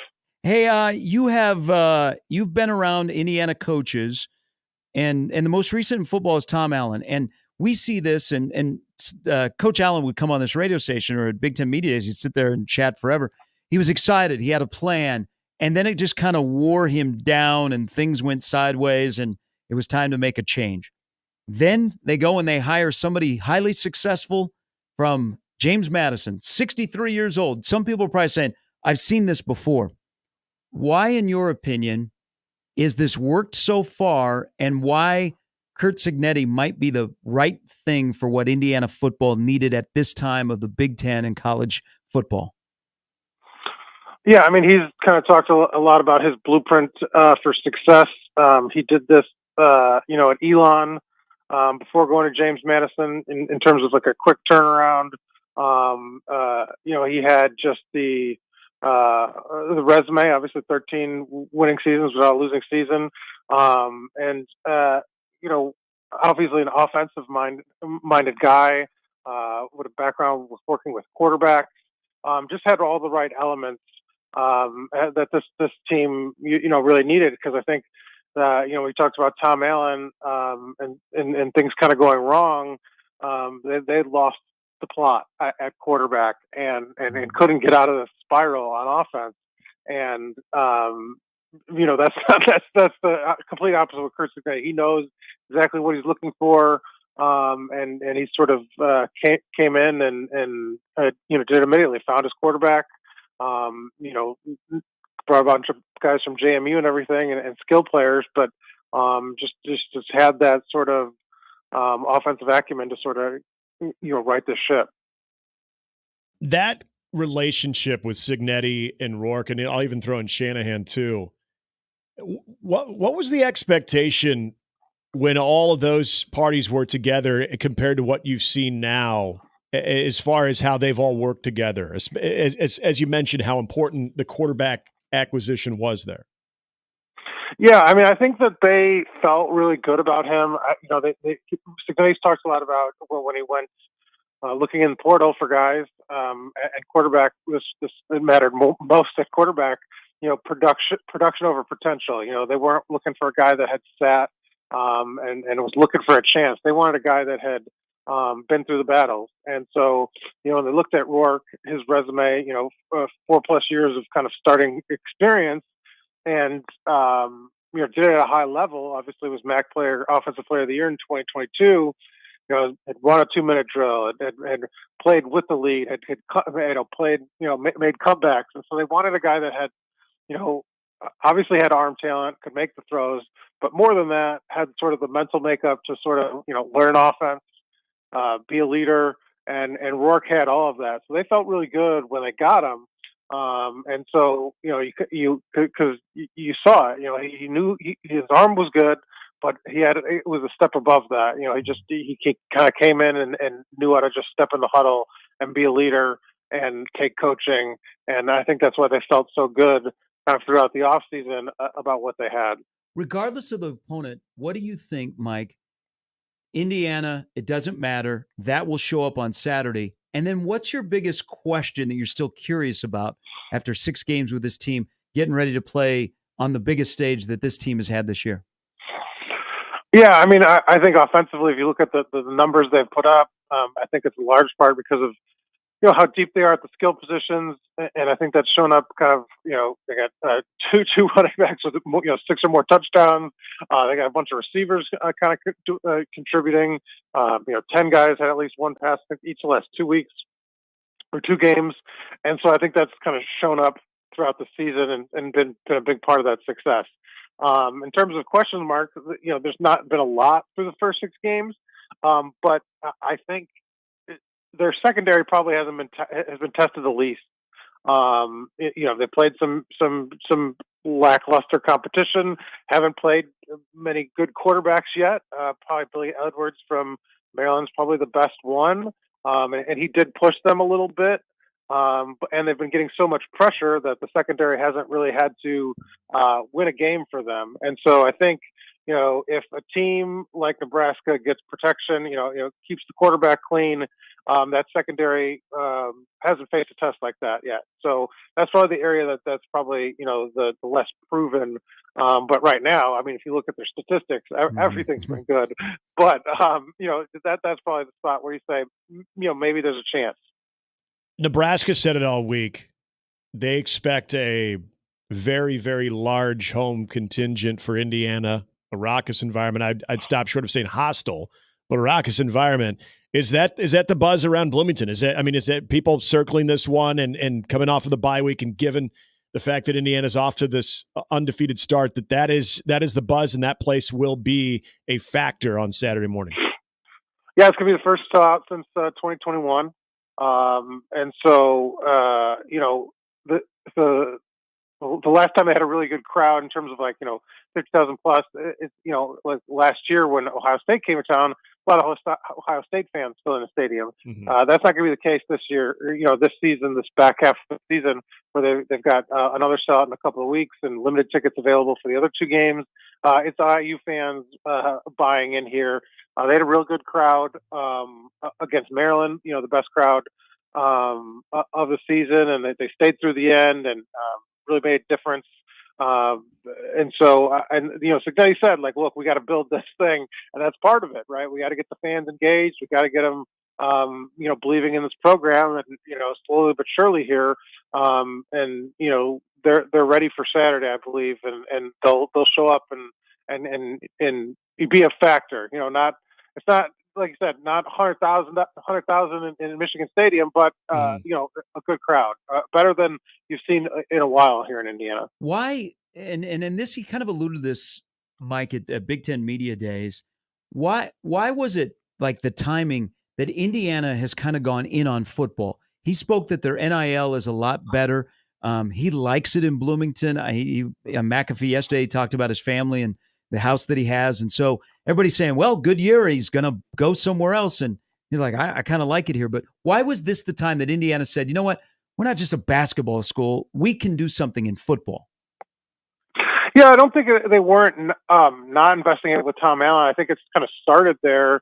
And I think when you look across the college landscape, I mean, look, football drives revenue, football drives the conversation, and in the Big Ten, you're one of the haves, right? you're on the inside, and so you have to sort of, I think, make that commitment and take advantage of that. Everybody wants to be in the Big Ten and the SEC, and so when you're one of those teams, I think they saw a road to sort of, look, to be relevant on a national landscape, you've got to be, at least competitive in football, and so I think they felt like. They've slowly but surely upgraded things, and they feel good about some of their facilities, and it's not perfect, but they feel like, well, if we invest a little bit more and commit, I think if we get the coaching part right, we can be competitive. We can be part, maybe not Ohio State or Michigan or Oregon, but like the next kind of tier, be in that top tier, that middle group. And not just fight for bowl games every year, be a little better than that. And so I think that they just, I think it's what everybody's trying to do. Football, it's what you have to do to survive in this landscape. One of the questions that we've been going back and forth on when it does come to Curt Cignetti and his time, let's say he is at Indiana for the next handful of years. How do you think he will build a roster going forward? Do you get indications that he's going to be a big transfer portal guy, or was that just the necessary thing he needed to do this year to have that success, and then it's going to be more homegrown, more traditional recruiting from the high school level? Yeah, I mean, I think he wants it to be a little more of a mix. He's talked about balancing out the numbers because right now, I mean, when you look at this team, one of the reasons I think they are successful, they have a ton of veterans, ton of guys that have played, 4+ years, and are going to be graduating. So he's made he's not hiding the fact that, look, they have to go all in on the portal again here in 2 months, to replenish this roster. I don't think he would like to do that every year where it's 20+ guys that you have to sort of, hit home runs, a lot of home runs. That's really hard. But at the same time, I think he knows that at a school like Indiana, the transfer portal is probably a place where, if you know what you're doing, you have a really good kind of clear scouting plan, easy recruiting pitch, you can clean up. And I think he did, obviously, in December last year and actually did well in the spring. And so I think at a school like Indiana, you have to use the portal. You have to be savvy about it. I think Cignetti is going to do that, as long as he stays here. And so I think it's a must. I think they would like to get the numbers down a little bit. Obviously, this year was 40+ guys. It'll be a little less next year, but still, it's going to be a couple dozen. You're not talking about just 1 or 2. So they'll be relying on it until they kind of get the numbers right. And it's hard right now because the attrition is so high at every program in college right now with the transfer portal, with guys, leaving, when you're successful, probably you kind of get some guys leaving for the pros. And so it's hard to sort of do that, but, he's going to be all in on getting what he needs to sort of, the talent necessary to win. Mike, what's a number on the board for Indiana that they have to put up that you would feel comfortable that they will win if they hit blank number? Yeah, it's funny. I was writing my preview yesterday. I said, if they hit 30, they win, right? I think that they have just more options on offense than Nebraska right now. I think if you look at their skilled players, they're just much more imposing sort of across the board. And where you think, even if Nebraska, and it's not, it would be kind of an accomplishment at this point. They've scored 40 points in 5 straight games, 500 yards 4 times this season. So, even if Nebraska holds them to a lot less than that, I still think that leaves room for Indiana to win. And I just don't know if Nebraska can keep up and maybe not it's not a shootout, but a game where you have to get to 30 to win. I think that puts Indiana in the driver's seat. It should be fun on Saturday. Nick, we appreciate your time, or Mike, we appreciate your time as always, and we'll see you on Saturday. Yeah, it was fun, guys. Thanks. That's Mike Nelik, who covers Indiana for the Herald Times.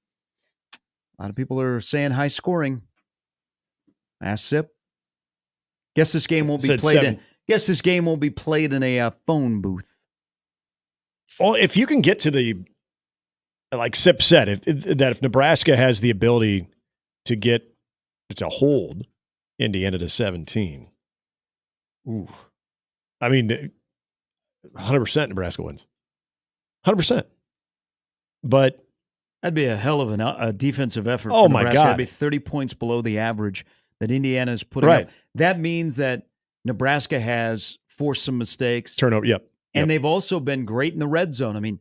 Indiana, when they are in the red zone, they are successful, but they're also scoring outside of the red zone. But man, when they get in the red zone, it's not 3, it's 7. Mm-hmm. They've taken many, many trips. Also, this is another thing. This happened against Purdue last time on the road. Man, when you start to get into plus territory, you need to start thinking about this has to be points. Yep. Look at if Nebraska's playing a more talented team in West Lafayette 2 weeks ago, that comes back to bite them in a big way. Right. Because they look at all the times they got into plus territory. But if you have a good defense, the opposite of this conversation is look at Rutgers. How many times did Rutgers get into plus territory against Nebraska and came up empty? Quite a few. And when you had the goal line stand there too. But I think in this game, for Nebraska's case, into plus territory, they've got to be points. Yeah. And then we sit back and get to the red zone on Nebraska's defense against Indiana's offense and see what their mode of operation is, because they do like to run the football in the red zone. Yeah, and we know what Nebraska's yet to allow. I brought this up a little bit earlier about Curtis Rourke. The type of third down situations he's going to see. That's another part of this game that if you are keeping them off schedule or at least putting them in, and now they're capable offensively to hurt you in multiple ways, but if you're getting him into those third down and predictables, how he's. I'm just trying to come up with ways. Not Like even third come up down with ways. and third and let's say sevens, third and sixes, keeping them off. You know what? Schedule. It looks just the couple games I've watched. They do have a propensity on 3rd and 4, 3rd and 5 to run the football. Yeah, and that's where I think if you are the Nebraska's success on 1st and 2nd down to where you're putting Curtis Rourke into the type of predictability where Nebraska can get at him. Because I really do feel, and this is part of what I took away from listening to the players talk on the defensive side this week, is that they feel like they've got a way that they can disguise some things and some pressure that they haven't seen yet. But are you able to get home? And does that, because that 73% completion percentage is just etched in my brain of impressive. They do a lot of that with the RPO, and I think about how Illinois was able to hurt Nebraska from that standpoint.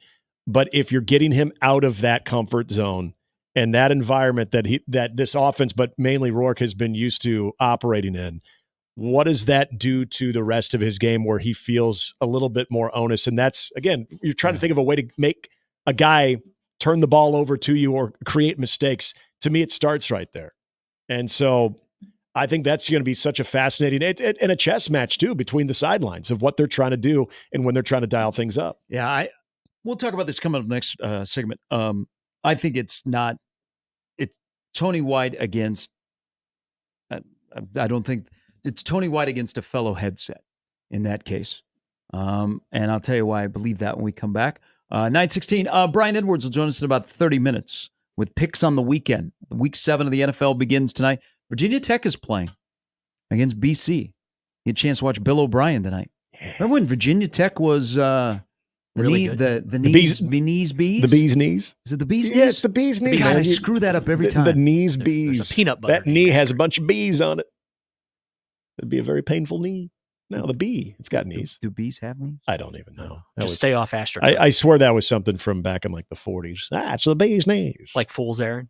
Yeah, well, Fool's Errand, I don't know how long that goes back. I can't believe you didn't know that. But all this might have been in the Farmer's Almanac. Probably. I only read the Farmer's Almanac for the winter forecast. It says warm.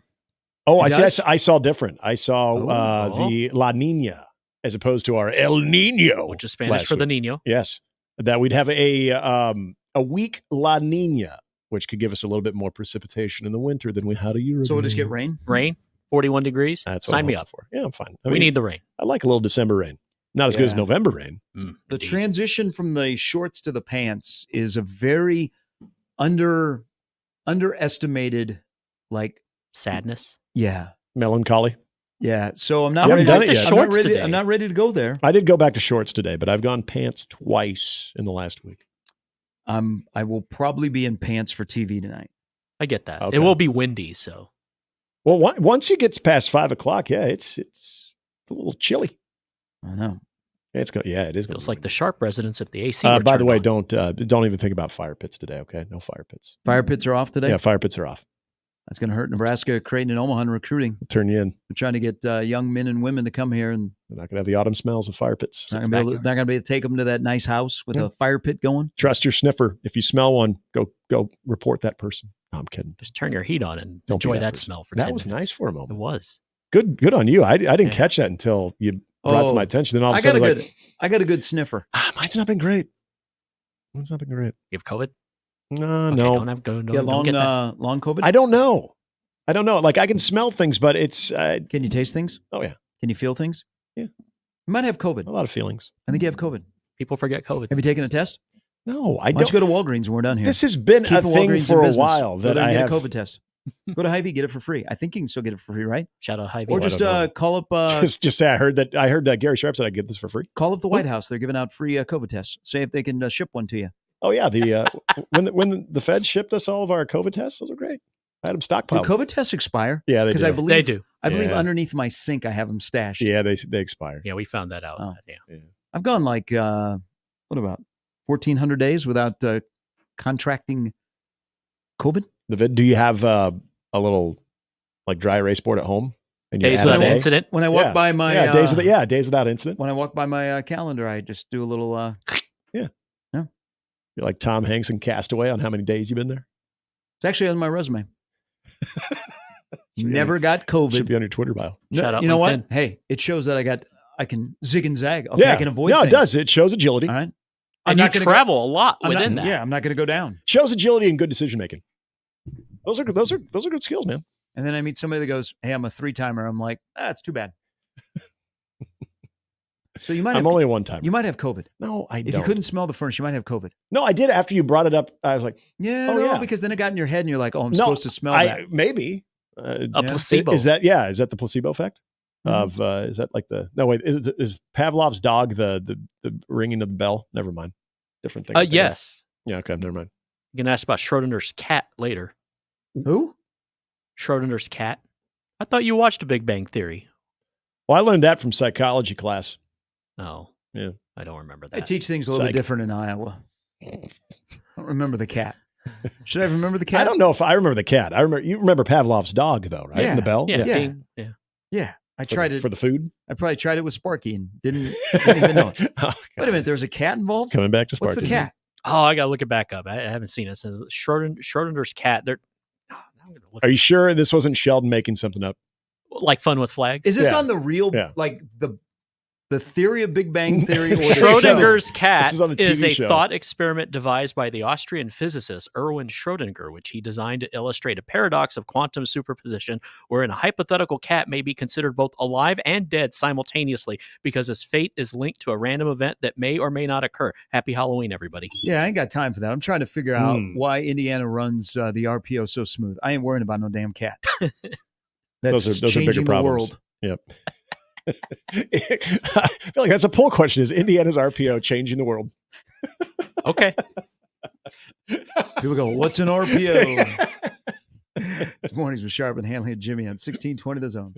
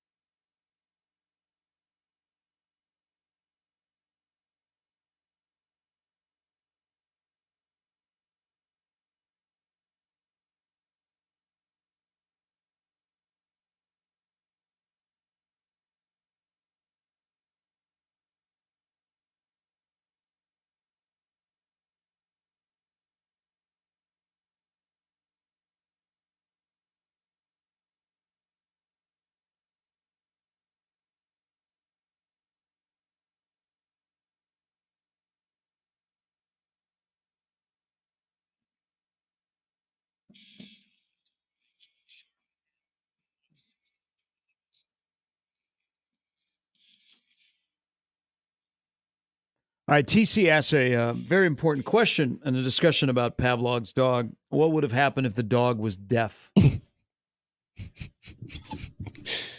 a good question. He wouldn't have heard the bell. Then all the instincts that we knew would have defeated the purpose of that experiment. So then we would have just said, I don't know. The salivate just randomly salivates. So here's the way I've broken this down over a life of many times thinking about this. So the experiment was widely misunderstood. I don't know if you guys know this, because there was a mistranslation and a misconstruction. Now Pavlov, he never used a bell to condition dogs to salivate, because a bell is an imprecise control. Instead, he used tones, duration of tones, and electric shock to study the psychological reflexes. Whoa. That's how I look at this dog experiment. Wow. I just thought it was a bell. Man, if someone See, just tuned in right then. now you have just rebuffed your own theory on the Iowa education. Well, that has nothing to do with the Iowa education. We were very surface level in my Millard education. Hey, it might have been somebody that was accepting the Iowa education. But you guys did our basic skills, so Iowa +1. Playing chess instead of checkers. Will that happen on Saturday? Yeah, good transition. Thank you. Alley-oop. So I'm going to give you some PFF stuff. You ready? I look at PFF more of the snap count. Yeah. I don't, the grades. I don't spend Sunday morning arguing with people over them, but I do like to look at the snap counts. So one thing Indiana does well is they have a very smooth, I love that smooth operator. Their smooth RPO operation. When they utilize the RPO, Indiana is, according to PFF, the highest graded offense in the country, third in EPA per play. Now, Rourke, as an old guy who's played a lot of college football, he sees and he acts. So there's not a lot of pause, and you can. Yeah. I mean, I think he's very good upstairs, and they use their quick game. So they give him some resources, but I also think he sees and he acts. So here's the situation: when they do run RPO and they're successful, Nebraska is 91st in PFF in overall grade against them. So if you can slow down the RPO, what does that do to your advantage as a Nebraska defense? Now, Nebraska getting pressure, it's going to be tough because they will go quick game. Yep. I mean, the offensive line for Indiana has only given up 6 sacks. Nebraska's got 20 sacks. What kind of pressure and more of when they choose to do it and guess right, or have been able to notice trends. But the RPO game is one to watch. And the thing about the dynamic offense is they've got 5 wide receivers that have 150 plus receiving yards. Yeah. Surratt, Cooper Jr., and then Price are the 3 best wide receivers. And then Williams, And they use a tight end. But they also have running backs. So they are a dynamic offense that the RPO, when that's humming, is going to be. But Nebraska also has not faced a lot of RPO this year. So that grade might be skewed just a bit. Yeah, and the other part about it, like they faced five solid teams. That's what they live and die on. It was interesting with Kurt Signetti. One of the first things he brought up about Nebraska's defense is, and I think to this part of the matchup is actually important. He said they get a lot. Their defensive line gets a hands up. They get a lot of hands-on footballs. If they're able to try to eliminate some of those passing lanes, especially in the quick. And I think that might have been something that was diagnosed a little bit better defensively when Nebraska, remember when that's what Northern Iowa really wanted to do to try to stifle and neutralize a little bit of the pass rush. For a team that was going to run the ball a lot, they went with a lot of quick game. There was RPO elements, but they went with a lot of the quick passing game to neutralize it. And at times they were successful, but then you started seeing Nebraska getting paws in the football. Saw a lot more of that in the Purdue and Rutgers game too. Didn't see as much of that in the Illinois game. So is that an adjustment? Is that just reminding to be more active with the hands? And then I also thought of this going back to something last night that Matt Rule was talking about. the guy who's playing Curtis Rourke this week and Danny Kaelin, a guy that, again, is going to be doing a lot of pitch and catch, try to work the quick game, but a guy that, as you've seen him a lot more than I have too, but Danny Kaelin, who can get the ball, get it out quickly, try to give them that type of look. I think a lot of this is the RPO look that they're getting through the scout. Look, I know it's not what they're seeing from the scout team is not going to be Indiana. I mean, that's crazy to even think.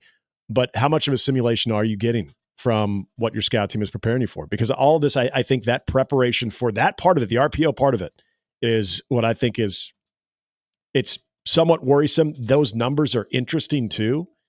And it's an element that Nebraska has to be able to solve because of how Indiana does it so well. But Nebraska at times showing that that's been sort of an Achilles heel in the defense. This has kind of been, as we've discussed a lot of the inside stuff about this matchup. So there's a theme I'm noticing on the Zone TV and my email, and you're getting it as well on Twitter. And Kellyanne on the text probably sums this up. She said, I just feel like this is a measuring stick for Nebraska. And I like thinking we are better. To lose means we aren't. Also, she adds, the cat is dead. Jimmy? The cat is dead. I figured. Well, I would think so. And it wasn't my fault. Red Shandice's cat, or whoever that guy was. Schrodinger. Exactly. His cat is dead. R.I.P. cat. So there's another, an email here from Joe. So Joe says, I hear what y'all are saying about this matchup and some of the strengths of Indiana and the weaknesses of Nebraska, and then vice versa. Listening to your Indiana writer, it sounds like Nebraska is going to be in for it on defense. My fear is this the Saturday that Nebraska across the board gets exposed? Because I feel like we have done a good job all season, except for one game and half a unit, of being able to cloud over some stuff that is not yet up to par on this team. I hope that Saturday is not the day, because I know what's around the corner. Mm-hmm. He's not alone. That's the part of this where, because you're playing the 2019 LSU offense. So that would make Curtis Rourke Joe Burrow. Okay. I think I agree with Sip about Indiana. I was watching earlier this week the Northwestern Indiana game, and their receivers are a problem, but I wouldn't say that they're great. We'll just say more productive or tougher matchups than even what you saw, Illinois, but also what you had to deal with Colorado. It's the way that they go about doing things. And where they are seemingly always on schedule and in rhythm. And that's because they have a quarterback that can do that. But the part, and you've brought this up a few times, that I don't know if enough people respect the fact that they will. You brought up in 3rd and 4, 3rd and 5. They will, because they have the confidence in doing so, they'll run the football. They'll run with Justice Elson. They'll use Tyson Lott. So there's guys that they can use. I mean, even a comparison that Tony White made, I think he was talking about Elson, is he's got a little Mononga in him. And yet, what did Rutgers not do? They don't throw the ball very well. And hey, would we be talking about this game differently if this was a home game?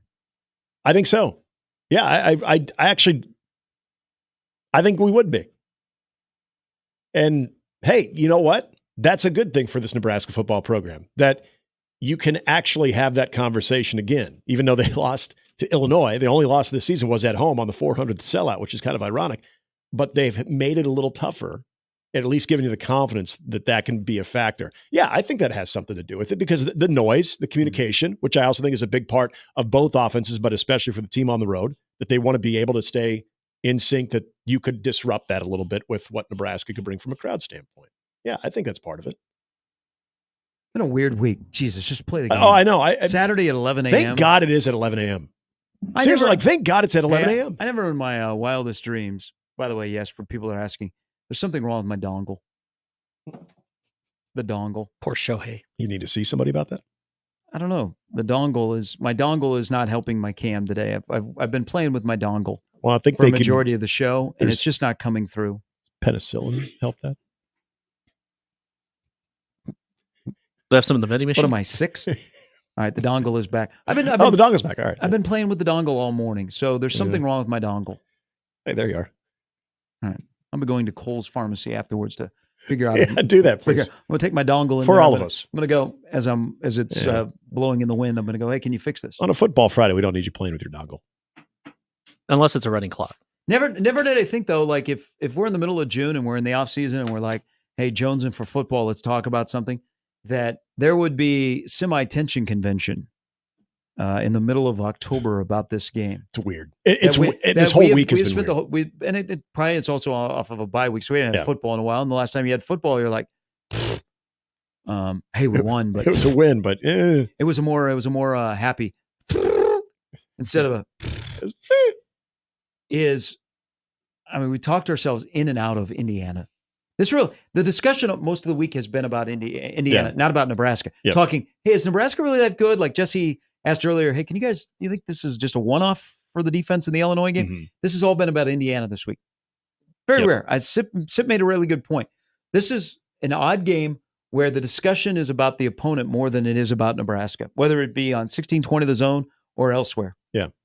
And that's why I think just everybody trying to wrap their head around what they think is going to happen. It's like I think everyone's waiting till the 11th hour of, you know what, check with me at 10:30 on Saturday, as opposed to, no, you know what? I know how I feel about this game. I felt confident from day one.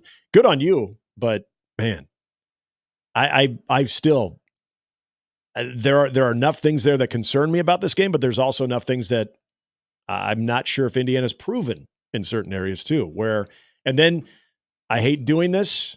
I know a lot of fans are doing this as well. You start using history in these moments as well. Records and all that against top 20, top 25 teams, but also in opportunities where you have a chance to win a big game. This would be a big game to win. There's no question. By 1 point or by a touchdown, this would be a big game. The history in those games here recently too. All of that creeps into trying to forecast what is going to come to play on Saturday. All right, Brian Edwards. We got anything, Brian Edwards? I've just checking. I have nothing yet. Because I've been wrong on the days all week, but today is actually Thursday, it's right? Thursday. How did you get off on this week? Yeah, today's trash day. We worked. That's the thing. We've had That's how a I know it's normal Thursday. week, and we've all been trash the day. next day. What trash day? I know it's football on TV tonight, so I know Yeah, it's see, Thursday. you know, you have your staple. When I put the trash cans out in the morning, I know it's Thursday. And Or for the me, night before. it's just day. Wait, you start going to breakfast every 6 a.m. with your fellow neighbors. You're like, man, remember those days? Remember back in 2024 when the Indiana and Nebraska game was a big deal? As you're driving all the way to Lincoln to go to Virginia's Cafe, and you're like, hey, isn't there anything closer? No, Lincoln and Omaha have grown together. You just say, those were the days. It's just a commute. I just got on Cornhusker Highway, and the next thing I know, we're right there at Virginia's. Linkmaha. But sorry, I don't have high school football to do tonight. No, but you have trash day. I had trash day. That's right. I know it's Thursday. That's something to look forward to. Yeah. I can't wait to go around the house. And yeah. And then wheel the carts out. Yeah. Like, I better check that lint trap. Double knot it in the bag. Why are you off on days? All week. I thought it's we've been the here all day week. after. I don't know. Except for today, I thought it was Wednesday. All right. On cue, my man in Florida has come through. He'll join us next on 1620 The Zone.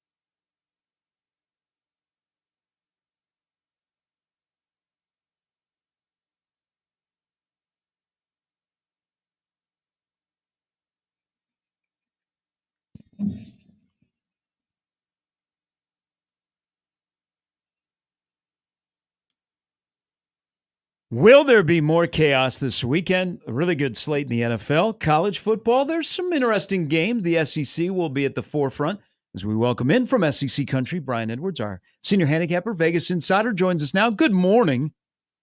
Good morning, fellas. What's happening? How much? I think I have to ask. So you lose your quarterback in Gainesville, and I have no idea how you lost that football game, or you didn't go for two there at the end. Go ahead and react. You know, I was okay with not going for two. I mean, I would have been fine if we'd have gone for two. I just thought we were the better team all night. I know that we were the underdog and all of that, but I felt like we've been the better team all night. I mean, our defense had been fantastic. I wasn't like under the impression they were like super gassed or anything, so I was okay with that. It was the masterpiece of a Mona Lisa incompetence in the first half with 4 red zone trips and 3 combined points that had me a bit unnerved. You know, if you just we had 6 red zone trips in the game. If you just get a field goal on each red zone trip, that's 18 points. Tennessee had 17 in regulation. So, yeah, I'm not like bitter about the going for one part, but the game was lost in the first half. No. That's a big issue, and it has been an issue with that offense. All right, let's jump into the mix here. This is a line that I'm glad we're starting with Cincinnati and Arizona State, because a lot of people have watched this line, and it's been kind of tricky, and it's jumped up and thinking, wow, Arizona State just got a huge win against Utah. Now they got to replace their quarterback. It's former Nebraska quarterback Jeff Sims. This line was Cincinnati 2.5. Now, whatever book you're at, 4.5 to 5. Where are you leaning in this game, which appears to be an important game for both teams in the Big 12 race? Yeah, so I noticed a few weeks back on Sunday morning, FanDuel's got their fresh lines up before everybody else. I normally notice them like 8 or 9 a.m. Sunday morning. They may have them up earlier than that. But the one that really just jumped off the screen to me was Cincinnati minus 2.5. I fired off a tweet at, I believe, 11:09 a.m. Sunday morning. You know, I like Cincy a lot. I wrote an article Monday morning when it was 3 that I liked them. It's still on Major Wager, and I've updated it talking about all the line moves and stuff if anybody wants to check it out. But anywho, I noticed Tuesday night I was going back and forth with a client texting, and I noticed it was 3.5, and he told me his account was off the board. I'm like, oh, that's weird. And I was scanning Twitter, looking for some injury information, not finding anything. Wake up yesterday morning, still mostly 3.5. And then I was away from the computer for like an hour, and at like 9:45 a.m. yesterday, it moved to 5.5. I still couldn't find anything on Twitter. Finally, Pete Thamel of ESPN reported that Levitt was out, and y'all's good buddy Jeff Sims was starting. But the line had moved to 6.5. But now it's down to 5, and I even saw Circa at 4.5 in the last half hour. But right now, I mean, I'm not against Cincy minus 5, but obviously I'm in at 2.5 and 3. And if I had to say right now what I like, I would say Cincy minus 3 in the first half. But I'm also okay with them in a money line parlay. Maybe put them in there with Texas Tech at home to Baylor, Cal at home to NC State, and Indiana at home to Nebraska. That'll pay plus 294. Okay. 2 teams that have had bad losses, but also a team that struggled to get to the finish line. They did in Bama. Bama minus 3 at the Vols. That's your play?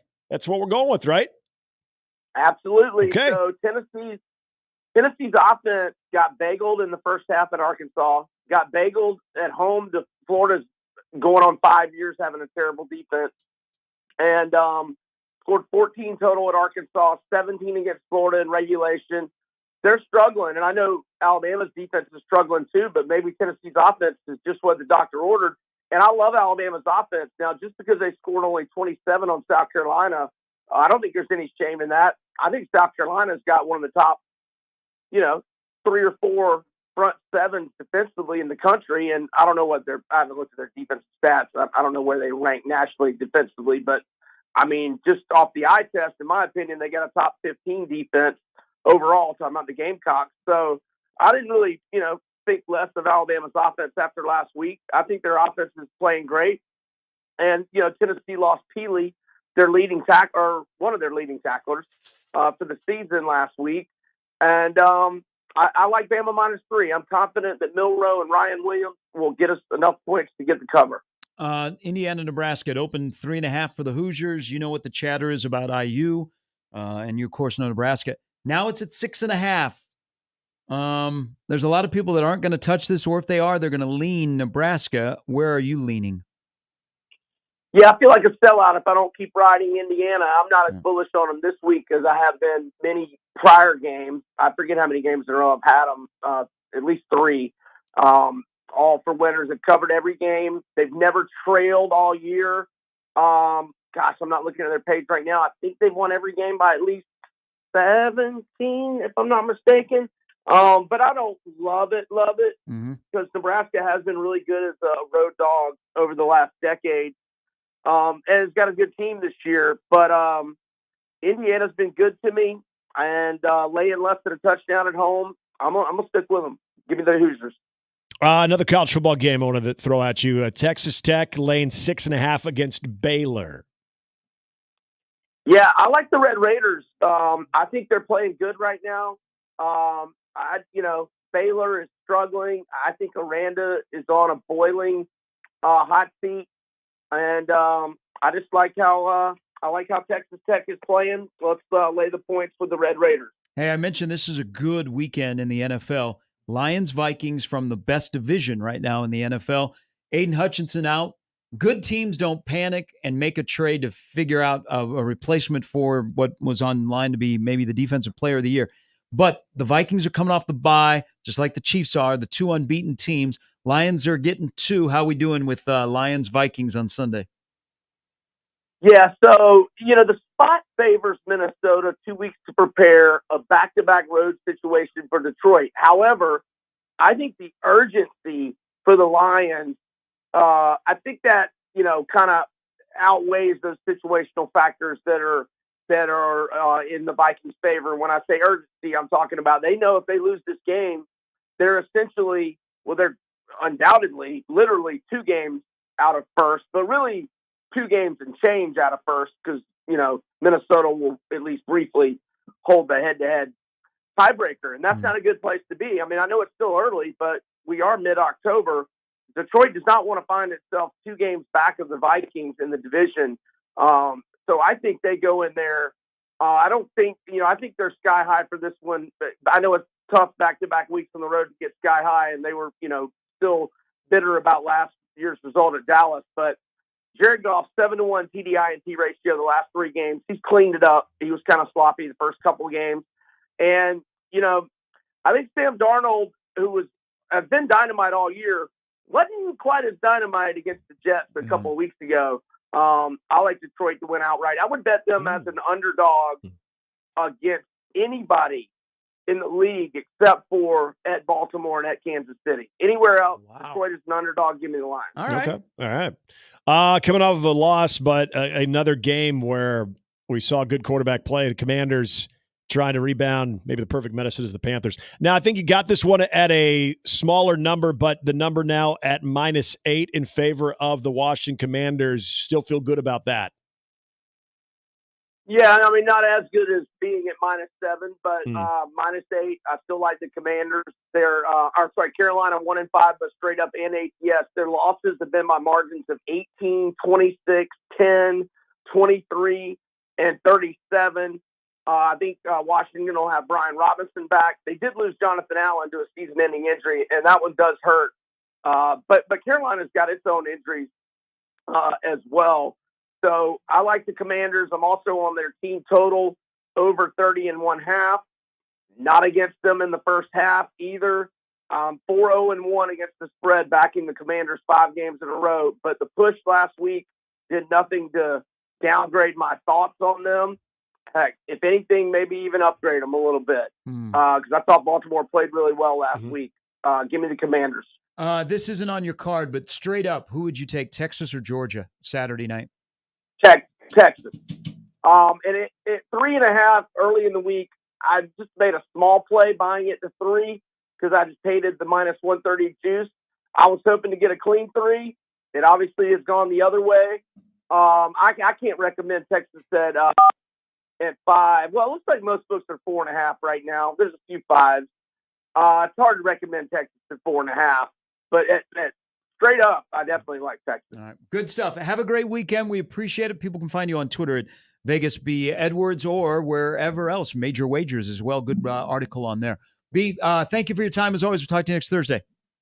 Thanks, all. Y'all have a great weekend. That's Brian Edwards, Vegas Insider, Senior Handicapper, Vegas B. Edwards. Good stuff. Good luck this weekend. We'll have more tomorrow on a Football Friday Fiesta, a day away from Indiana. 2 baseball games to discuss. Getting one today. All right. Getting one today, baby. Good luck today. Thank you. Afternoon. I'll have the entire evening to watch some high school football on the C-Dub. Yeah, have a great call tonight. Prep Westside. It's a good rivalry, but it's been one-sided. Westside is a win tonight, sets a record. May have a good game. Consecutive wins. Yep. All right, we'll talk to you tomorrow at 6 with the Football Friday Fiesta ahead of Who's Your Daddy and the Skurs. For Jimmy, for Nick, I'm Gary. It's Mornings with Sharp and Handley on 1620 The Zone.